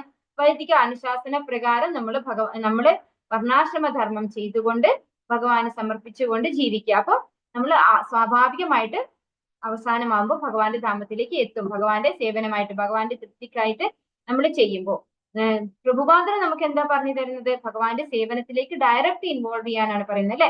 അപ്പൊ അത് രണ്ടും എന്താണ്? ഒരേ ലക്ഷ്യപ്രാപ്തിയിലേക്കാണ് നമ്മളെ കൊണ്ട് പോയി എത്തിക്കുന്നത്. അപ്പൊ എല്ലാത്തിന്റെയും പ്രഭവം ഭഗവാൻ ആയതുകൊണ്ട്, എന്തുകൊണ്ടാണ് ഭഗവാന്റെ സേവനം ഈ വർണ്ണാശ്രമ ധർമ്മത്തിന്റെ പരിപൂർണത പോലെ തന്നെ അതിന് ഈക്വൽ ആയി മാറുന്നത്? ഭഗവാനിൽ നിന്നാണ് എല്ലാം വന്നിട്ടുള്ളത്. അപ്പൊ അങ്ങനെയുള്ള ഭഗവാനെ നമ്മൾ ആരാധിക്കുന്നതിലൂടെ ഭഗവാൻ നമുക്ക് ദദാമി ബുദ്ധി യോഗം തം, ഭഗവത്ഗീതയിൽ ഭഗവാൻ പറയുന്നുണ്ട്, ഭഗവാനെ ആരാധിക്കുന്നവർക്ക് ഭഗവാൻ അറിഞ്ഞു കൊടുക്കുന്നതാണ് എന്ത്? ബുദ്ധി. അപ്പൊ എന്ത് ചെയ്യണം എന്ത് ചെയ്യണ്ട എന്ന് അവർക്ക് നല്ല ബോധ്യം ഉണ്ടാവും. അപ്പൊ താങ്കളുടെ, അതായത് നമ്മൾ ഏത് വർണ്ണത്തിലാണോ ഉള്ളത് അതിനനുസരിച്ചുള്ള നേതകർമ്മങ്ങൾ അവരെന്ത് ചെയ്തോളും? ഭംഗിയായിട്ട് ഭഗവാന്റെ സംതൃപ്തിക്കായിട്ട് അവർക്ക് മനസ്സിലാവും ഇത് ഭഗവാൻ എന്നെ ഏൽപ്പിച്ച ജോലിയാണ്. ആരും തന്നെ ഇപ്പൊ ഒരു ഗൃഹസ്ഥാശ്രമി ആയിട്ട് ഇരിക്കുന്ന ഒരു വ്യക്തി ഞാൻ ഒരു വൈഷ്ണവനാണ് എന്ന് പറഞ്ഞുകൊണ്ട് ഡയറക്റ്റ് ഭഗവാന്റെ സേവനത്തിലേക്ക് പോകാൻ വേണ്ടി എല്ലാം ഉപേക്ഷിച്ച് അങ്ങ് പോകല്ല ചെയ്യുക. അദ്ദേഹത്തിന്റെ ആവശ്യകത ഉണ്ട്, അവിടെ അദ്ദേഹത്തിന്റെ സംരക്ഷണം കൊടുക്കേണ്ട ആവശ്യകത ഉണ്ടെങ്കിൽ അദ്ദേഹം അത് തീർച്ചയായിട്ടും ഭഗവാന്റെ നിർദ്ദേശം എങ്ങനെയാണോ അതിൻ പ്രകാരം അദ്ദേഹം ചെയ്തിരിക്കും. അതുകൊണ്ട് തന്നെ അദ്ദേഹത്തിന്റെ പ്രവൃത്തിയിൽ പരിപൂർണത നേടാൻ സാധിക്കും. ഭഗവാനെ ആരാധിക്കുന്നതിലൂടെ അയാൾക്ക് സദ്ബുദ്ധി കിട്ടും. ദദാമി ബുദ്ധി യോഗം തന്ന് ഭഗവാൻ തന്നെ പറയുന്നുണ്ട് അല്ലെ? ഇപ്പൊ നമ്മുടെ ഓരോരുത്തരുടെയും ഒരു ലക്ഷ്യം എന്ന് പറയുന്നത് ഭഗവാന്റെ സേവനമാണ്, ഭഗവാന്റെ സംതൃപ്തിയാണ്. അപ്പോ ഈ ഒരു കാര്യം, അതായത് നമ്മൾ വർണ്ണാശ്രമ ധർമ്മപ്രകാരം ചെയ്യേണ്ട കാര്യവും ഭഗവാന്റെ സംതൃപ്തിയാണ് ഇവിടെ പറയുന്നത്. ഒരുവൻ തൊഴിൽപരമായ വിവിധ കർമ്മങ്ങളിൽ ഏർപ്പെടുമ്പോൾ അവയെല്ലാം പരമ ദിവ്യോത്തമ പുരുഷനായ ഭഗവാന്റെ സംതൃപ്തിക്ക് വേണ്ടി നിർവഹിക്കാൻ ശ്രമിക്കണം എന്നതാണ് മനുഷ്യ സംസ്കാരത്തിലെ ഏറ്റവും പ്രധാനപ്പെട്ട ആശയം. ജീവിതത്തിന്റെ പരമോന്നതമായ പരിപൂർണത ഇതാണ്. സ്വാനുഷ്ഠിതസ്യ ധർമ്മസ്യ സംസിദ്ധിർ ഹരിതോഷണം. ഒരുവൻ അവന്റെ നിർദ്ദിഷ്ട തൊഴിൽ പരമ ദിവ്യോത്തമ പുരുഷനായ ഭഗവാന്റെ സംതൃപ്തിക്ക് വേണ്ടി നിർവഹിക്കുന്ന പക്ഷം അവന് ജീവിതത്തിൽ വിജയം നേടാൻ കഴിയും. ഇതിന് ഏറ്റവും നല്ല ദൃഷ്ടാന്തം അർജുനനാണ്. അവൻ ക്ഷത്രിയനും അവന്റെ നിർദ്ദിഷ്ട തൊഴിൽ യുദ്ധം ചെയ്യുക എന്നതുമായിരുന്നു. അത് നിർവഹിക്കുക വഴി പരമോന്നതനായ ഭഗവാനെ സംതൃപ്തനാക്കാൻ കഴിഞ്ഞതിനാൽ അവന്റെ ജീവിതം പരിപൂർണമായി. ഓരോരുത്തരും ഈ തത്വം പിന്തുടരണം. അപ്പോ ഇവിടെ അവനവന്റെ നിർദ്ദിഷ്ട തൊഴിൽ പിന്തുടരുന്ന കാര്യത്തെ കുറിച്ച് തന്നെയാണ് ഇവിടെ പറയുന്നത്. ഭഗവാന്റെ എന്താണ്? സ്വാനുഷ്ഠിതസ്യ ധർമ്മസ്യ സംസിദ്ധിർ ഹരിതോഷണം. ഭഗവാനെ സന്തോഷിപ്പിക്കാൻ വേണ്ടിയിട്ട് എല്ലാവരും അവനവന്റെ കർമ്മങ്ങൾ ചെയ്യണം. അങ്ങനെ ചെയ്യുന്ന പക്ഷം ജീവിതത്തിൽ വിജയം നേടാൻ സാധിക്കും എന്ന് പറയുന്നു ഇവിടെ. അതിന് ഉദാഹരണമായിട്ട് അർജുനനെയും പറയുന്നു. അർജുനൻ ഏത് വർണ്ണത്തിൽ വന്നിട്ടുള്ള ആളാണ്? ക്ഷത്രിയനായിട്ടുള്ള ആളാണ്. അദ്ദേഹം യുദ്ധം ചെയ്യാൻ ഭഗവാനാൽ നിയോഗിക്കപ്പെട്ടിട്ടുള്ള ആളാണ്. അതുകൊണ്ട് തന്നെ അർജുനനോട് ഭഗവാൻ എന്താ പറയുന്നത്? തസ്മാത് ഉത്തിഷ്ഠ കൗന്ദേയ യുദ്ധായ കൃതനിശ്ചയ, അല്ലെ? നീ യുദ്ധം ചെയ്തു തന്നെ ആവണം എന്ന് പറയുന്നുണ്ടായിരുന്നു. അപ്പോ ഭഗവാന്റെ ഉപദേശം, ഭഗവത്ഗീത മുഴുവൻ കേട്ട് കഴിഞ്ഞപ്പോ അർജുനൻ എന്തിനു തയ്യാറായി? ഭഗവാന്റെ സേവനത്തിനായിക്കൊണ്ട്, ഭഗവാന്റെ സംതൃപ്തിക്കായിക്കൊണ്ട് ഭഗവാൻ പറഞ്ഞതിന് പ്രകാരം യുദ്ധം ചെയ്യാൻ തയ്യാറാവുകയും ചെയ്തു. അതേപോലെ നമ്മളും നമ്മുടെ ഓരോ നിയത കർമ്മങ്ങളും ചെയ്തുകൊണ്ട് ഭക്തിയുത സേവനം, അതായത് ഭഗവാനെ സമർപ്പിച്ചുകൊണ്ട് ഭഗവാനെ സന്തോഷിപ്പിച്ചുകൊണ്ട് നമ്മൾ നമ്മുടെ ഡ്യൂട്ടി ചെയ്യണം എന്ന് ഇവിടെ പറഞ്ഞു തരാണ്. അത് ചെയ്യാത്ത നാസ്തികനെ ഭഗവത്ഗീത 16-19 താഴെ പറയുന്ന ശ്ലോകത്താൽ അപലപിക്കുന്നു. താനഹം ദിശത ക്രൂരാൻ സംസാരേഷു നരാതമാൻ. പരമ ദിവ്യോത്തമ പുരുഷനായ ഭഗവാനെ ദ്വേഷിക്കുന്ന വ്യക്തികൾ മനുഷ്യകുലത്തിലെ ഏറ്റവും അധമന്മാരും ക്രൂരന്മാരുമാണെന്ന് ഈ ശ്ലോകത്തിൽ വളരെ വ്യക്തമായി പറഞ്ഞിരിക്കുന്നു. പരമോന്നതന്റെ ക്രമീകൃത തത്വങ്ങൾക്ക് കീഴിൽ അത്തരം ക്രൂരന്മാർ ഭൗതിക അസ്തിത്വത്തിന്റെ ഇരുണ്ട മേഖലകളിലേക്ക് എറിയപ്പെടുകയും അസുരന്മാരായോ നിരീശ്വരന്മാരായോ ജനിക്കുകയും ചെയ്യും. ഓരോ ജന്മം കഴിയും തോറും അവർ അധികം അധമതലത്തിലേക്ക് ആണ്ടുപോവുകയും അവസാനം കടുവയുടെയോ അതുപോലുള്ള ക്രൂരമൃഗങ്ങളുടെയോ രൂപത്തിൽ ജനിക്കുകയും ചെയ്യും. അപ്രകാരം അവർ ദശലക്ഷക്കണക്കിന് വർഷങ്ങളോളം കൃഷ്ണനെ കുറിച്ചുള്ള അറിവില്ലാതെ അന്ധകാരത്തിൽ തുടരേണ്ടി വരും. അപ്പോ ഇവിടെ നാസ്തികനായിട്ടുള്ള വ്യക്തി, അതായത് ഭഗവാന്റെ ഭക്തി, ഭഗവാനെ കുറിച്ച് അറിയാത്ത, ഭഗവാനെ കുറിച്ച് അറിയാൻ താല്പര്യമില്ലാത്ത, ഭഗവാൻ വിശ്വാസം ഇല്ലാത്ത, ഭഗവാന്റെ രൂപത്തിൽ വിശ്വാസം ഇല്ലാത്ത നാസ്തികരായിട്ടുള്ള ആളുകളെ ഭഗവത്ഗീത എങ്ങനെ അപലപിക്കുന്നു എന്നാണ് പറയുന്നത്. താനഹം വിശദക്രൂരാൻ സംസാരേഷു നരാധമാൻ എന്നാണ് പറയുന്നത്. അതായത് ഭഗവാനെ ദ്വേഷിക്കുന്ന വ്യക്തികൾ മനുഷ്യകുലത്തിലെ ഏറ്റവും അധമകുലത്തിലേക്ക് പോകേണ്ടി വരും എന്നാണ് പറയുന്നത്. അത്രയും ക്രൂരന്മാരായിട്ട്, അധമരും ക്രൂരരുമായിട്ടാണ് പറയുന്നതെന്നാണ് പറയുന്നത്. അപ്പൊ അവര് വീണ്ടും പാപയോനികളിൽ, താഴ്ന്ന യോനിവർഗങ്ങളിൽ ജനിക്കുകയും കടുവയോ അതുപോലെയുള്ള ക്രൂര മൃഗങ്ങളോ ഒക്കെ ആയിട്ട് ജനിക്കും എന്നാണ് പറയുന്നത്. ദശലക്ഷക്കണക്കിന് വർഷങ്ങളോളം അങ്ങനെ കൃഷ്ണനെ, ഭഗവാനെ കുറിച്ച് അറിയാൻ സാധിക്കാത്ത അവര് അന്ധകാരത്തിൽ പെട്ടുപോകും എന്നാണ് ഇവിടെ പറഞ്ഞു തരുന്നത്. പരമ ദിവ്യോത്തമ പുരുഷനായ ഭഗവാൻ പുരുഷോത്തമൻ അഥവാ എല്ലാ ജീവികളിലും വെച്ച് ശ്രേഷ്ഠൻ എന്നറിയപ്പെടുന്നു. മറ്റുള്ള ജീവസത്തകളെ പോലെ ഒരു വ്യക്തിയാണ് അദ്ദേഹവും. എങ്കിലും അദ്ദേഹം അവരുടെ എല്ലാം നേതാവും അവരിലെല്ലാം ശ്രേഷ്ഠനുമാകുന്നു. വേദങ്ങളിലും അത് പ്രസ്താവിച്ചിട്ടുണ്ട്. നിത്യോ നിത്യാനാം ചേതനാം. അദ്ദേഹം എല്ലാ ശാശ്വതങ്ങളുടെയും മുഖ്യനാണ്, എല്ലാ ജീവസത്തകളിലും മുഖ്യനാണ്. അദ്ദേഹം സമ്പൂർണനുമാണ്. അദ്ദേഹത്തിന് മറ്റു ജീവസത്തകളുടെ കാര്യത്തിൽ ഇടപെട്ട് നേട്ടങ്ങൾ ഉണ്ടാക്കേണ്ട ആവശ്യമില്ല. പക്ഷെ അദ്ദേഹം ജീവസത്തകളുടെ പരിപാലകനാകയാൽ എല്ലാ ജീവസത്തകൾക്കും സന്തോഷം ഉണ്ടാകത്തക്ക വിധം അവരെ ശരിയായ നിലവാരത്തിൽ നയിക്കാനുള്ള അവകാശം അദ്ദേഹത്തിനുണ്ട്. ഒരു പിതാവ് അവന്റെ എല്ലാ പുത്രന്മാരും അവന്റെ നിർദ്ദേശത്തിന് കീഴിൽ സന്തോഷമുള്ളവരായി കഴിയണമെന്ന് ആഗ്രഹിക്കുന്നു. അതുപോലെ ഈശ്വരന്, കൃഷ്ണനെ, പരമ ദിവ്യോത്തമ പുരുഷനായ ഭഗവാന് എല്ലാ ജീവസത്തകളും സന്തുഷ്ടരായി ജീവിക്കുന്നത് കാണാനുള്ള അവകാശമുണ്ട്. പക്ഷേ ഈ ഭൗതിക ലോകത്തിൽ സന്തോഷപൂർവം കഴിയാനുള്ള യാതൊരു സാധ്യതയുമില്ല. പിതാവും പുത്രന്മാരും ശാശ്വതരാണ്. പക്ഷേ ഒരു ജീവസത്ത പരമാനന്ദപൂർണവും ജ്ഞാനപൂർണവുമായ ശാശ്വത ജീവിതത്തിന്റെ നിലവാരത്തിലേക്ക് ഉയർന്നു വരാത്തിടത്തോളം അവന് സന്തോഷം ഉണ്ടാകുന്ന പ്രശ്നമേ ഇല്ല. ഇവിടെ എന്താ പറഞ്ഞു തരുന്നത്? പരമ ദിവ്യോത്തമ പുരുഷനായ ഭഗവാൻ എല്ലാ ജീവികളിലും വെച്ച് ശ്രേഷ്ഠനാണ്. അദ്ദേഹം ഒരു വ്യക്തിയാണ് എന്ന് പറയാണ് ഇവിടെ ശ്രീല പ്രഭുപാദൻ നമുക്ക് പറഞ്ഞു തരാണ്. അതായത് എല്ലാ വേദങ്ങളിലും അത് പ്രസ്താവിച്ചിട്ടുണ്ട്. ചേതനാനാം നിത്യോ നിത്യാനാം ചേതനാനാം. നിത്യോ പറഞ്ഞു കഴിഞ്ഞാൽ എന്താണ്? സിംഗുലർ ആണ് അല്ലെ? നിത്യൻ അതാരാണ്? ഭഗവാനാണ്. നിത്യാനാം അതാരാണ്? നമ്മൾ ജീവാത്മാക്കളാണ്. നിത്യൻ എന്ന് പറഞ്ഞാല് ഭഗവാൻ ശാശ്വതനാണ്, എപ്പോഴും നിത്യനാണ്, ഒരാളെ ഉള്ളൂ, സിംഗുലർ ആണ്. നമ്മൾ എന്താണ്? പ്ലൂറൽ ആണ്. ജീവാത്മാക്കളെ പറയുന്നത് ബദ്ധജീവാത്മാക്കൾ ഒരുപാട് പേരുണ്ട്. ചേതനാനാം അതും ഭഗവാൻ ചേതനയാണ്, ജീവസത്തകളും ചേതനയാണ്. നമ്മൾ മനസ്സിലാക്കിയിട്ടുണ്ട് ഭഗവത്ഗീതയിലൂടെ. മമൈവാംശോ ജീവലോകെ ജീവഭൂത സനാതനഃ. ജീവഭൂതങ്ങളും എന്താണ്? സനാതനമാണ്. അതായത് ക്വാളിറ്റി, അത് ഭഗവാന് തുല്യരാണ് ഓരോ ജീവസത്തകളും. പക്ഷെ എന്താണ്? അവർ ഈ ഭൗതിക ലോകത്ത് വരുമ്പോ ഭൗതികമായ ഒരു ശരീരം സ്വീകരിക്കുന്നത് കൊണ്ട് ആ ശരീരമാണ് നശ്വരമാകുന്നത്. ഒരിക്കലും ജീവാത്മാവ് നശ്വരമല്ല, അത് സനാതനമാണ്, ഭഗവാന്റെ ശാശ്വത അംശമാണ്. പക്ഷെ അത് ഈ ഭൗതിക ലോകത്ത് വന്ന് ഈ ഭൗതിക പ്രകൃതിയുമായിട്ട്, ത്രിഗുണവുമായിട്ട് ബന്ധപ്പെടുമ്പോൾ അതിന് മറന്നു പോകുന്നു അതിന്റെ ശാശ്വത സ്വഭാവം. അത് ഈ ഭൗതിക ശരീരമാണ് ഞാനെന്ന് കരുതി നശ്വരമായിട്ട് ഈ ശരീരത്തെ ഡിപ്പെൻഡ് ചെയ്ത് അതിനെ എന്റർടൈൻ ചെയ്തുകൊണ്ട് ജീവിക്കാൻ ആര് ചെയ്യുന്നത്? ബദ്ധ ജീവാത്മാക്കൾ ചെയ്യുന്നത്. പക്ഷെ ഭഗവാൻ ആരാണ്? എല്ലാ ജീവാത്മാക്കളിലും ശ്രേഷ്ഠനായിട്ടുള്ള ഒരു പരമ ദിവ്യോത്തമ പുരുഷൻ. അതൊരു വ്യക്തി തന്നെയാണ്. ഭഗവാൻ എന്ന് പറയുന്നത് വ്യക്തി തന്നെയാണ്. കാരണം ഭഗവാൻ പറയുന്നു അഹം സർവസ്യ പ്രഭവോ, അല്ലെ? ഭഗവാനിൽ നിന്നാണ് എല്ലാം വന്നിട്ടുള്ളത്. അപ്പൊ നമുക്ക് ഓരോരോ ആഗ്രഹങ്ങളും ഓരോരോ ഇഷ്ടങ്ങളും ഒക്കെ ഉണ്ട്. അപ്പൊ ഈ ഇഷ്ടങ്ങളും ഇതും ഒക്കെ എവിടുന്ന് വന്നിട്ടുള്ളതാണ്? ഭഗവാനിൽ നിന്ന് വന്നിട്ടുള്ളതാണ്. അപ്പൊ ഭഗവാന്റേതായ ഇഷ്ടങ്ങളുണ്ട്. പക്ഷെ ഭഗവാന്റെ ഇഷ്ടങ്ങളും ഭഗവാന്റെ രൂപവും ഭഗവാന്റെ എല്ലാം എന്താണ്? അതീന്ദ്രിയമാണ്. നമ്മുടേതൊക്കെ എന്താണ്? ഈ ഭൗതിക പ്രകൃതിയിൽ നിന്ന് ഉണ്ടായിട്ടുള്ളത് കൊണ്ട് തന്നെ ഈ ഇന്ദ്രിയങ്ങൾക്ക് അധീനപ്പെട്ടിട്ടുള്ളതാണ്. പക്ഷെ ഭഗവാന്റേത് അതീന്ദ്രിയമായിട്ടുള്ള ശരീരവും ഭഗവാന്റെ എല്ലാ കാര്യങ്ങളും എന്താണ്? ദിവ്യം എന്ന് പറയും അല്ലെ? ഭഗവാന്റെ ജന്മവും കർമ്മവും ഒക്കെ ദിവ്യമാണെന്ന് നമ്മൾ മനസ്സിലാക്കിയിട്ടുണ്ട്. പക്ഷെ നമ്മുടേത് എന്താണ്? ഈ ഭൗതിക പ്രകൃതിയിലെ ത്രിഗുണങ്ങളിൽ പെട്ടുപോയതുകൊണ്ട് മലിനമായിട്ടുള്ളതാണ് നമ്മുടെ ഈ അവബോധവും അതുപോലെ കർമ്മങ്ങളും ഒക്കെ ഇഷ്ടങ്ങളും ഒക്കെ അങ്ങനെയുള്ളതാണ്. അതാണ് ഒരു വ്യത്യാസം ഉള്ളത്. നമ്മളും ഭഗവാനും തമ്മിലുള്ള വ്യത്യാസം അതാണ്. അപ്പൊ ഭഗവാൻ എന്താണ്? എല്ലാ ജീവസത്തകളിലും മുഖ്യനാണ്. അദ്ദേഹം സമ്പൂർണനാണ്. അദ്ദേഹത്തിന് മറ്റ് ജീവസത്തകളുടെ കാര്യത്തിൽ ഇടപെട്ട് നേട്ടങ്ങൾ ഉണ്ടാക്കേണ്ട ആവശ്യമില്ല. അപ്പൊ ഭഗവാന് നമ്മുടെ ഇടയിൽ വന്നിട്ട് എന്തെങ്കിലും ഭഗവാന് നേട്ടം ഉണ്ടാക്കേണ്ട ആവശ്യമില്ല. ചിലരൊക്കെ വിശ്വസിക്കും, അല്ലെങ്കിൽ ചിലരൊക്കെ പറയും, ഭഗവാൻ ഭഗവത്ഗീതയിൽ പറയുന്ന എന്നെ നമിക്കുക, എന്നെ ആരാധിക്കുക, എന്റെ ഭക്തനാവുക എന്നൊക്കെ പറയുന്നത് ഭഗവാൻ എന്തെങ്കിലും നേടാൻ വേണ്ടിയിട്ടാണോ? ഒരിക്കലും അല്ല. ഭഗവാൻ അതുകൊണ്ട് എന്തെങ്കിലും നേടാനല്ല. അങ്ങനെ ചെയ്യുന്നതിലൂടെ നമുക്ക് ഈ ഭൗതിക പ്രകൃതിയുടെ ത്രിഗുണങ്ങളിൽ നിന്നുള്ള ആ കെട്ട് പൊട്ടിച്ച് ഭഗവാന്റെ ധാമത്തിലേക്ക്, ശാശ്വതമായിട്ടുള്ള ധാമത്തിലേക്ക്, നമ്മുടെ ശാശ്വതമായ അതീന്ദ്രിയ ശരീരം സ്വീകരിച്ച് സദാ സന്തോഷമായിട്ടിരിക്കാൻ, അല്ലെ? എല്ലാവർക്കും ആഗ്രഹം എന്താണ്? എപ്പോഴും സന്തോഷമായിട്ട് ഇരിക്കണം എന്നാണ്.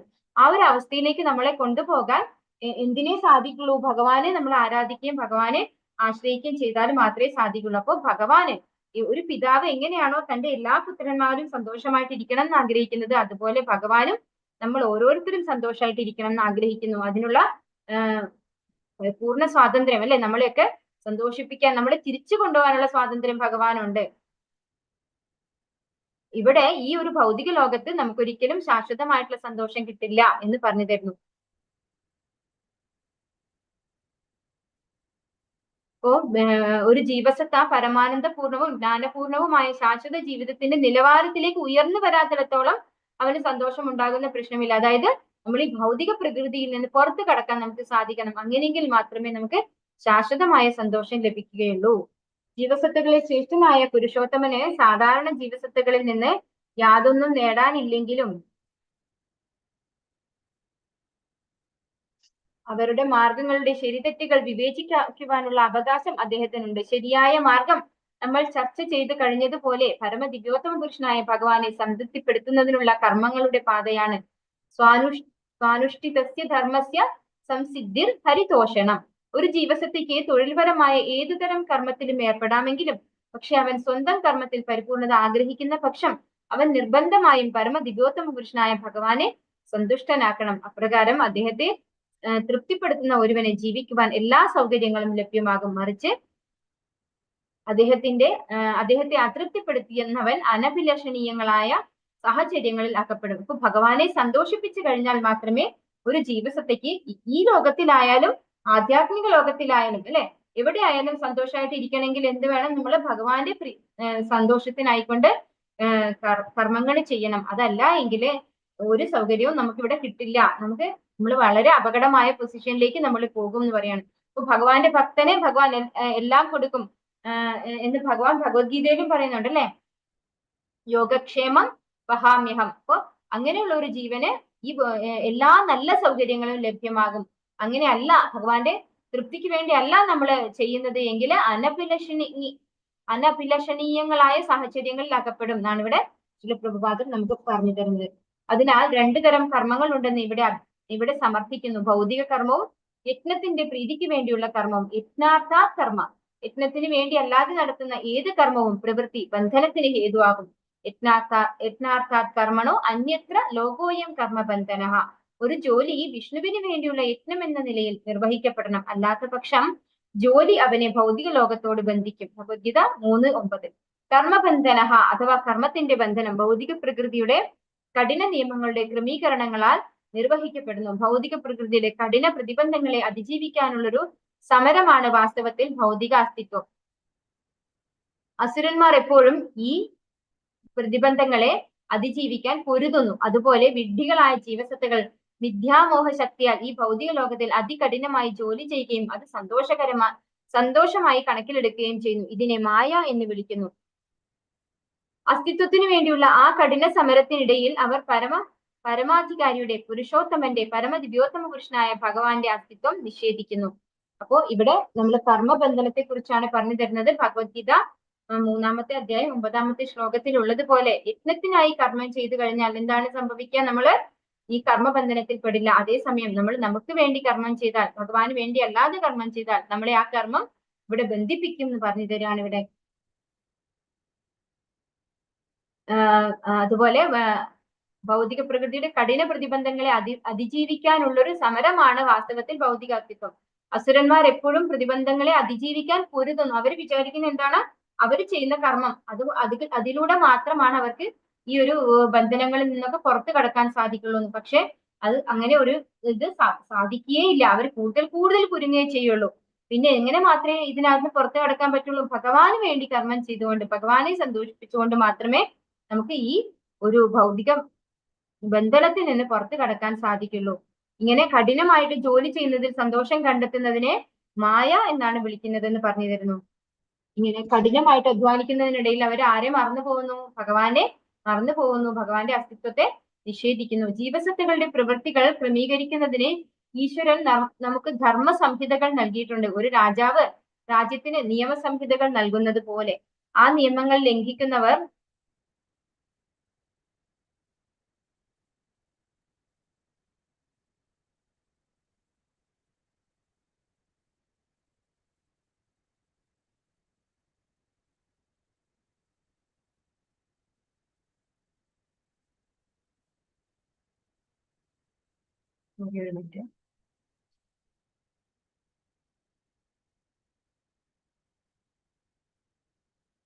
ആ നിയമങ്ങൾ ലംഘിക്കുന്നവർ ശിക്ഷിക്കപ്പെടും. അതുപോലെ ഭഗവാൻ നമുക്ക് മനുഷ്യ ജീവിതത്തിന്റെ 4 ന്യൂനതകളാൽ തെറ്റുകൾ ചെയ്യാനുള്ള പ്രവണത, വിദ്യാമോഹം, വഞ്ചന, ഇന്ദ്രിയങ്ങളുടെ അപരിപൂർണത, കളങ്കപ്പെടാത്ത അച്യുതി പറ്റാത്ത വേദജ്ഞാനം നൽകിയിട്ടുണ്ട്. നാം വേദങ്ങളുടെ നിർദ്ദേശങ്ങൾ പാലിക്കാതെ നമ്മുടെ ഇഷ്ടപ്രകാരം തോന്നിയാസങ്ങൾ ചെയ്യുന്ന പക്ഷം 84 ലക്ഷം ജീവവർഗങ്ങളിലുള്ള ശരീരങ്ങൾ നൽകുന്ന ഭഗവാന്റെ നിയമങ്ങളാൽ ശിക്ഷിക്കപ്പെടും. ഭൗതിക പ്രകൃതിയാൽ നൽകപ്പെടുന്ന ശരീരങ്ങളുടെ അടിസ്ഥാനത്തിലായിരിക്കും ഭൗതിക അസ്തിത്വത്തിന് വേണ്ടിയുള്ള അല്ലെങ്കിൽ ഇന്ദ്രിയ ചാരിതാർത്ഥ്യത്തിന് വേണ്ടിയുള്ള നമ്മുടെ പ്രവർത്തനങ്ങൾ. അങ്ങനെയാകുമ്പോൾ അവിടെ പുണ്യപ്രവർത്തികളെന്നും പാപപ്രവർത്തികളെന്നുമുള്ള വേർതിരിവുകൾ ഉണ്ടായിരിക്കും. ഭഗവത്ഗീത 7:29 ഇത് വ്യക്തമായി പ്രസ്താവിച്ചിരിക്കുന്നു.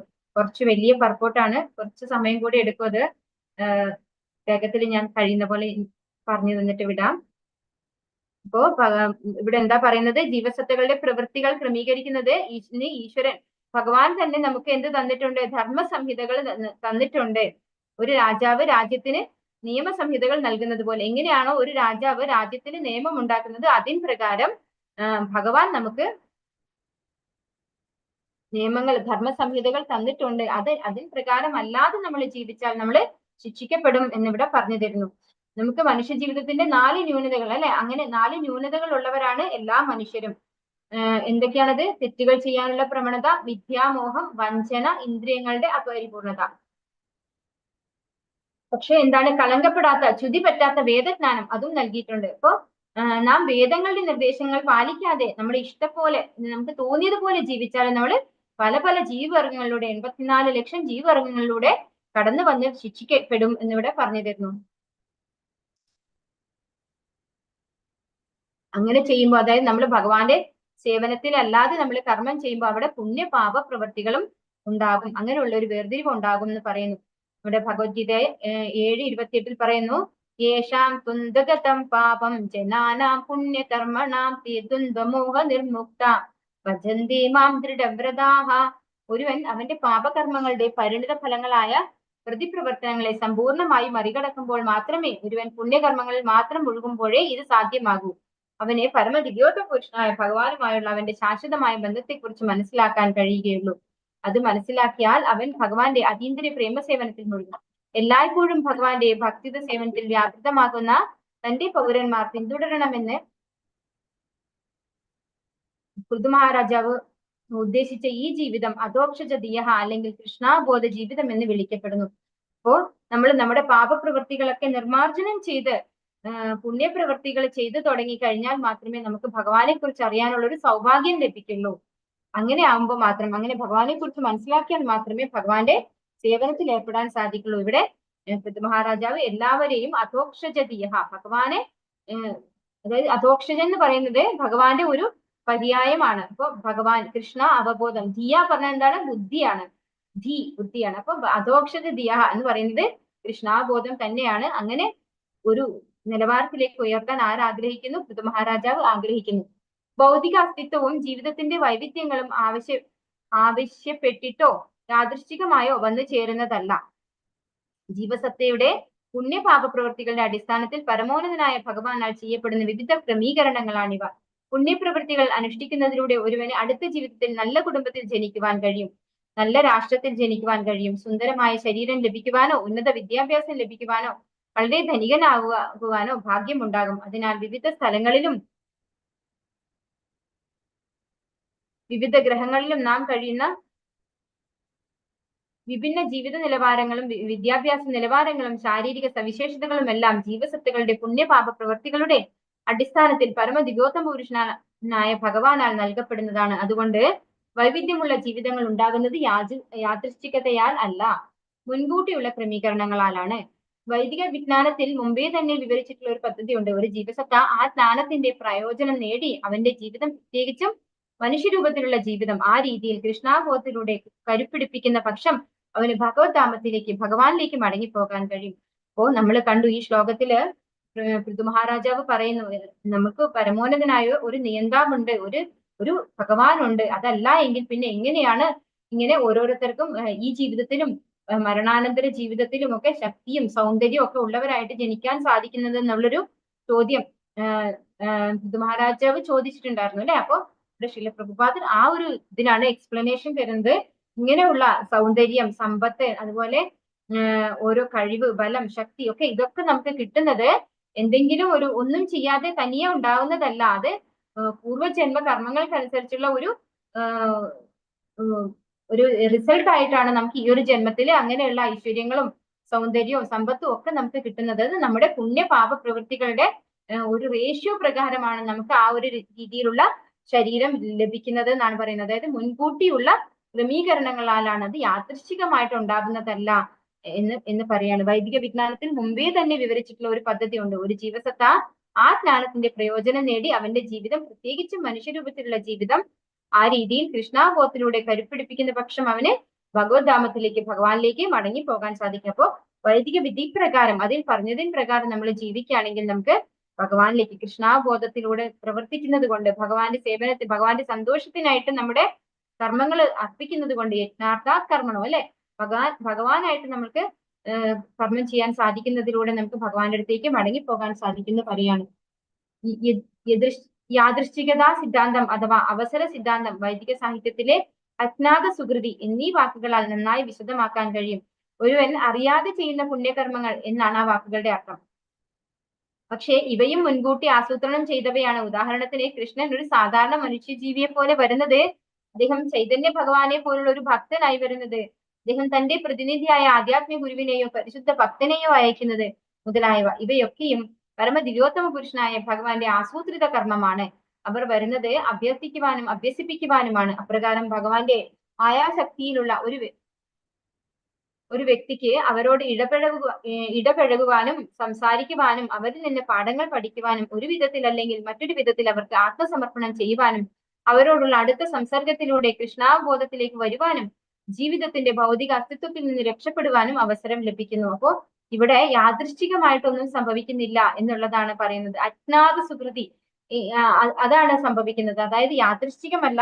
നമ്മള് ഈ അജ്ഞാത സുകൃതി നമ്മൾ നേരത്തെ ഐശ്വര്യ മാതാജിയുടെ ക്ലാസ്സിൽ കൃത്യമായിട്ട് അത് എക്സ്പ്ലെയിൻ ചെയ്ത് തന്നതാണ്. എന്നാലും ഒന്നുകൂടെ പറയാണ്, നമ്മൾ അറിയാതെ ചെയ്യുന്ന പുണ്യപ്രവൃത്തി അവിടെ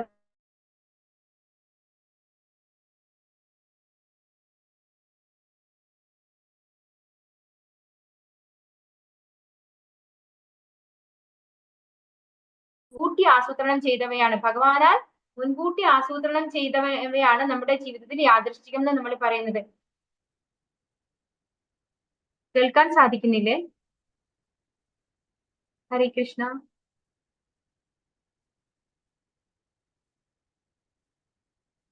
ഭഗവാൻ ഭഗവത്ഗീതയിൽ പറഞ്ഞിട്ടുണ്ട്, വേദാഹം സമതീതാനി വർത്തമാനാനി ചാർജുന ഭവിഷ്യാണി ച ഭൂതാനി മാം തു വേദന കശ്ചന. ഭഗവാന് എല്ലാവരുടെയും ഭൂതം ഭാവി വർത്തമാനം ഒക്കെ നന്നായിട്ട് അറിയാം. അപ്പൊ ഭഗവാൻ പ്ലാൻ ചെയ്തതിന് പ്രകാരമാണ് നമ്മുടെ ജീവിതത്തിൽ സംഭവിക്കുന്നത്. അത് ബ്രഹ്മസംഹിതയിലും പറയുന്നുണ്ട്. ഈശ്വര പരമാ കൃഷ്ണ സച്ചിദാനന്ദ വിഗ്രഹ അനാദിരാദിർ ഗോവിന്ദ സർവ കാരണം. എല്ലാ കാരണങ്ങളുടെയും കാരണങ്ങൾ മാത്രം കാണുമ്പോഴാണ് നമ്മുടെ യാദൃശ്ചികമായിട്ട് സംഭവിക്കുന്നതെന്ന് വിചാരിക്കുന്നത്. പക്ഷെ കാരണങ്ങളുടെ കാരണമാരാണ്? ഭഗവാനാണ്. അപ്പൊ അതിൽ നമുക്ക് നമ്മുടെ ജീവിതത്തിൽ ഒന്നും തന്നെ യാദൃശ്ചികമായിട്ട് സംഭവിക്കുന്നില്ല, മുൻകൂട്ടി പ്ലാൻ ചെയ്താണ്. പക്ഷെ പ്ലാൻ ചെയ്തത് ആരാണ്? നമ്മളല്ല, അത് ഗ്രേറ്റ് പ്ലാനർ അല്ലെ, ഭഗവാനാണത്. ആ ഗ്രേറ്റ് പ്ലാനറിന്റെ പ്ലാനിങ് പ്രകാരമാണ് ഓരോ കാര്യങ്ങളും സംഭവിക്കുന്നത്. ഇവിടെ ഉദാഹരണത്തിന് കൃഷ്ണൻ ഒരു സാധാരണ മനുഷ്യ ജീവിയെ പോലെ വരുന്നത്, ഭഗവാൻ ഒരു മനുഷ്യന്റെ രൂപം എടുത്ത് വരുന്നത്, ചൈതന്യ മഹാപ്രഭുവായിട്ട്, ശ്രീകൃഷ്ണ അവതാരമായിട്ട്, അങ്ങനെയൊക്കെ ഭഗവാൻ ഒരു രൂപത്തിൽ വരും, നമുക്ക് കാണാൻ പറ്റുന്ന ഒരു രൂപത്തിൽ വരുന്നത്. അതെന്താണ്? അജ്ഞാത സുകൃതിക്ക് ഒരു ഉദാഹരണമായിട്ടാണ് പറയുന്നത്. അദ്ദേഹം ചൈതന്യ ഭഗവാനെ പോലുള്ള ഒരു ഭക്തനായി വരുന്നത്, അദ്ദേഹം തന്റെ പ്രതിനിധിയായ ആധ്യാത്മിക ഗുരുവിനെയോ പരിശുദ്ധ ഭക്തനെയോ അയക്കുന്നത്, ഇതൊക്കെ എന്താണ്? ഓരോ അജ്ഞാത സുകൃതി. കാരണം അവരെ നമുക്ക് അറിയാതെ, നമ്മൾ അറിയാതെ അവർക്ക് ഇപ്പൊ നമ്മളെ വീട്ടിലൊരു വൈഷ്ണവരോ ആരെങ്കിലും വരികയാണ്, അവർക്ക് നമ്മൾ ഒരു ഗ്ലാസ് വെള്ളം കൊടുക്കുകയാണ്, അവര് ദാഹിക്കുമ്പോൾ കുടിക്കാൻ ഒരു ഗ്ലാസ് വെള്ളം കൊടുക്കുകയാണെങ്കിൽ പോലും എന്താണ്? നമുക്ക് ഒരു സുകൃതം കിട്ടും അല്ലെ? അങ്ങനെയുള്ള അജ്ഞാത സുകൃതികളിലൂടെയാണ് നമുക്ക് ഇവരുമായിട്ട് ഇടപഴകാനും സംസാരിക്കാനും ഒക്കെ ഒരു അവസരം ഭഗവാൻ തരികയാണ് ചെയ്യുന്നത്. അങ്ങനെയാണ് നമുക്ക് ഭഗവാന്റെ ഒരു സേവനത്തിലേക്ക്, ഭക്തന്മാരുടെ സേവനത്തിലേക്ക് നമ്മളെ ഉൾപ്പെടുത്തുമ്പോൾ നമുക്ക് ഭഗവാനെ മനസ്സിലാക്കാനും ഈ ഭൗതിക അവസ്ഥകളിൽ നിന്ന് രക്ഷപ്പെടാനുള്ള അവസരം ലഭിക്കുന്നു എന്നാണ് പറയുന്നത്. ആകയാൽ കൃഷ്ണൻ ഉപദേശിക്കുന്നു, സർവധർമാൻ പരിത്യജ്യ മാമേകം ശരണം വ്രജ അഹം ത്വാം സർവപാപേഭ്യോ മോക്ഷയിഷ്യാമി മാ ശുചഃ. സർവധർമ്മങ്ങളും പരിത്യജിച്ച് എന്നിൽ ശരണം പ്രാപിക്കുക മാത്രം ചെയ്യുക, ഞാൻ നിന്നെ എല്ലാ പാപപ്രവൃത്തികളുടെയും പ്രതിപ്രവർത്തനങ്ങളിൽ നിന്ന് മോചിപ്പിച്ചുകൊള്ളും, ഭയപ്പെടേണ്ട. ഭഗവത്ഗീത 18:66. സർവപാപേഭ്യഃ എന്ന വാക്കിന്റെ അർത്ഥം എല്ലാ പാപപ്രവൃത്തികളിൽ നിന്നും എന്നാണ്. പരിശുദ്ധ ഭക്തന്മാരുടെയോ ആധ്യാത്മിക ഗുരുവിന്റെയോ അല്ലെങ്കിൽ ഭഗവാന്റെ പൃഥ്വിമഹാരാജാവിനെ പോലുള്ള ആധികാരിക അവതാരങ്ങളുടെയോ സഹവാസം ഉപയോഗപ്പെടുത്തി ഭഗവാന് സമർപ്പിതനാകുന്ന ഒരു വ്യക്തി കൃഷ്ണനാൽ രക്ഷിക്കപ്പെടും. അപ്പോൾ അവന്റെ ജീവിതം വിജയപ്രദമായി തീരും. അപ്പൊ ഇവിടെ എന്താണ് പറയുന്നത്? ഭഗവാൻ ഇവിടെ ശ്രീല പ്രഭുപാദര് നമുക്ക് അവസാനമായിട്ട് പറഞ്ഞു തരികയാണ്. ഭഗവാൻ പറഞ്ഞ കാര്യം എന്തായിരുന്നു? ഭഗവാനെ ആശ്രയിച്ചു കഴിഞ്ഞാൽ അല്ലെ, സർവധർമാൻ പരിത്യജ്യ മാമേകം ശരണം വ്രജ, ഭഗവാനെ മാത്രം ആശ്രയിക്കുക. അങ്ങനെയാണെങ്കിൽ എന്താണ്? അഹം ത്വാം സർവപാപേഭ്യോ മോക്ഷയിഷ്യാമി മാ ശുചഃ, ഭഗവാൻ എല്ലാ പാപപ്രതികരണങ്ങളിൽ നിന്നും നമ്മളെ സംരക്ഷിക്കും എന്ന് പറയുന്നു. ഇപ്പൊ പരിശുദ്ധ ഭക്തന്മാരുടെയോ ആധ്യാത്മിക ഗുരുവിന്റെയോ അല്ലെങ്കിൽ ഭഗവാന്റെ മഹാരാജാവിനെ പോലുള്ള ആധികാരിക അവതാരങ്ങളുടെയോ സഹവാസം ഉപയോഗപ്പെടുത്തി ഭഗവാന് സമർപ്പിതനാകുന്ന ഒരു വ്യക്തി ഭഗവാനാൽ സംരക്ഷിക്കപ്പെടും. അങ്ങനെ ഉള്ള ഒരു വ്യക്തിയുടെ ജീവിതം വിജയപ്രദമായി തീരുന്ന ഇവിടെ ശിലപ്രഭുപാദൻ നമുക്ക് പറഞ്ഞു തരുന്നു. ഹരേ കൃഷ്ണ കൃഷ്ണ കൃഷ്ണ ഹരേ ഹരേ, ഹരേ രാമ രാമ രാമ ഹരേ ഹരേ.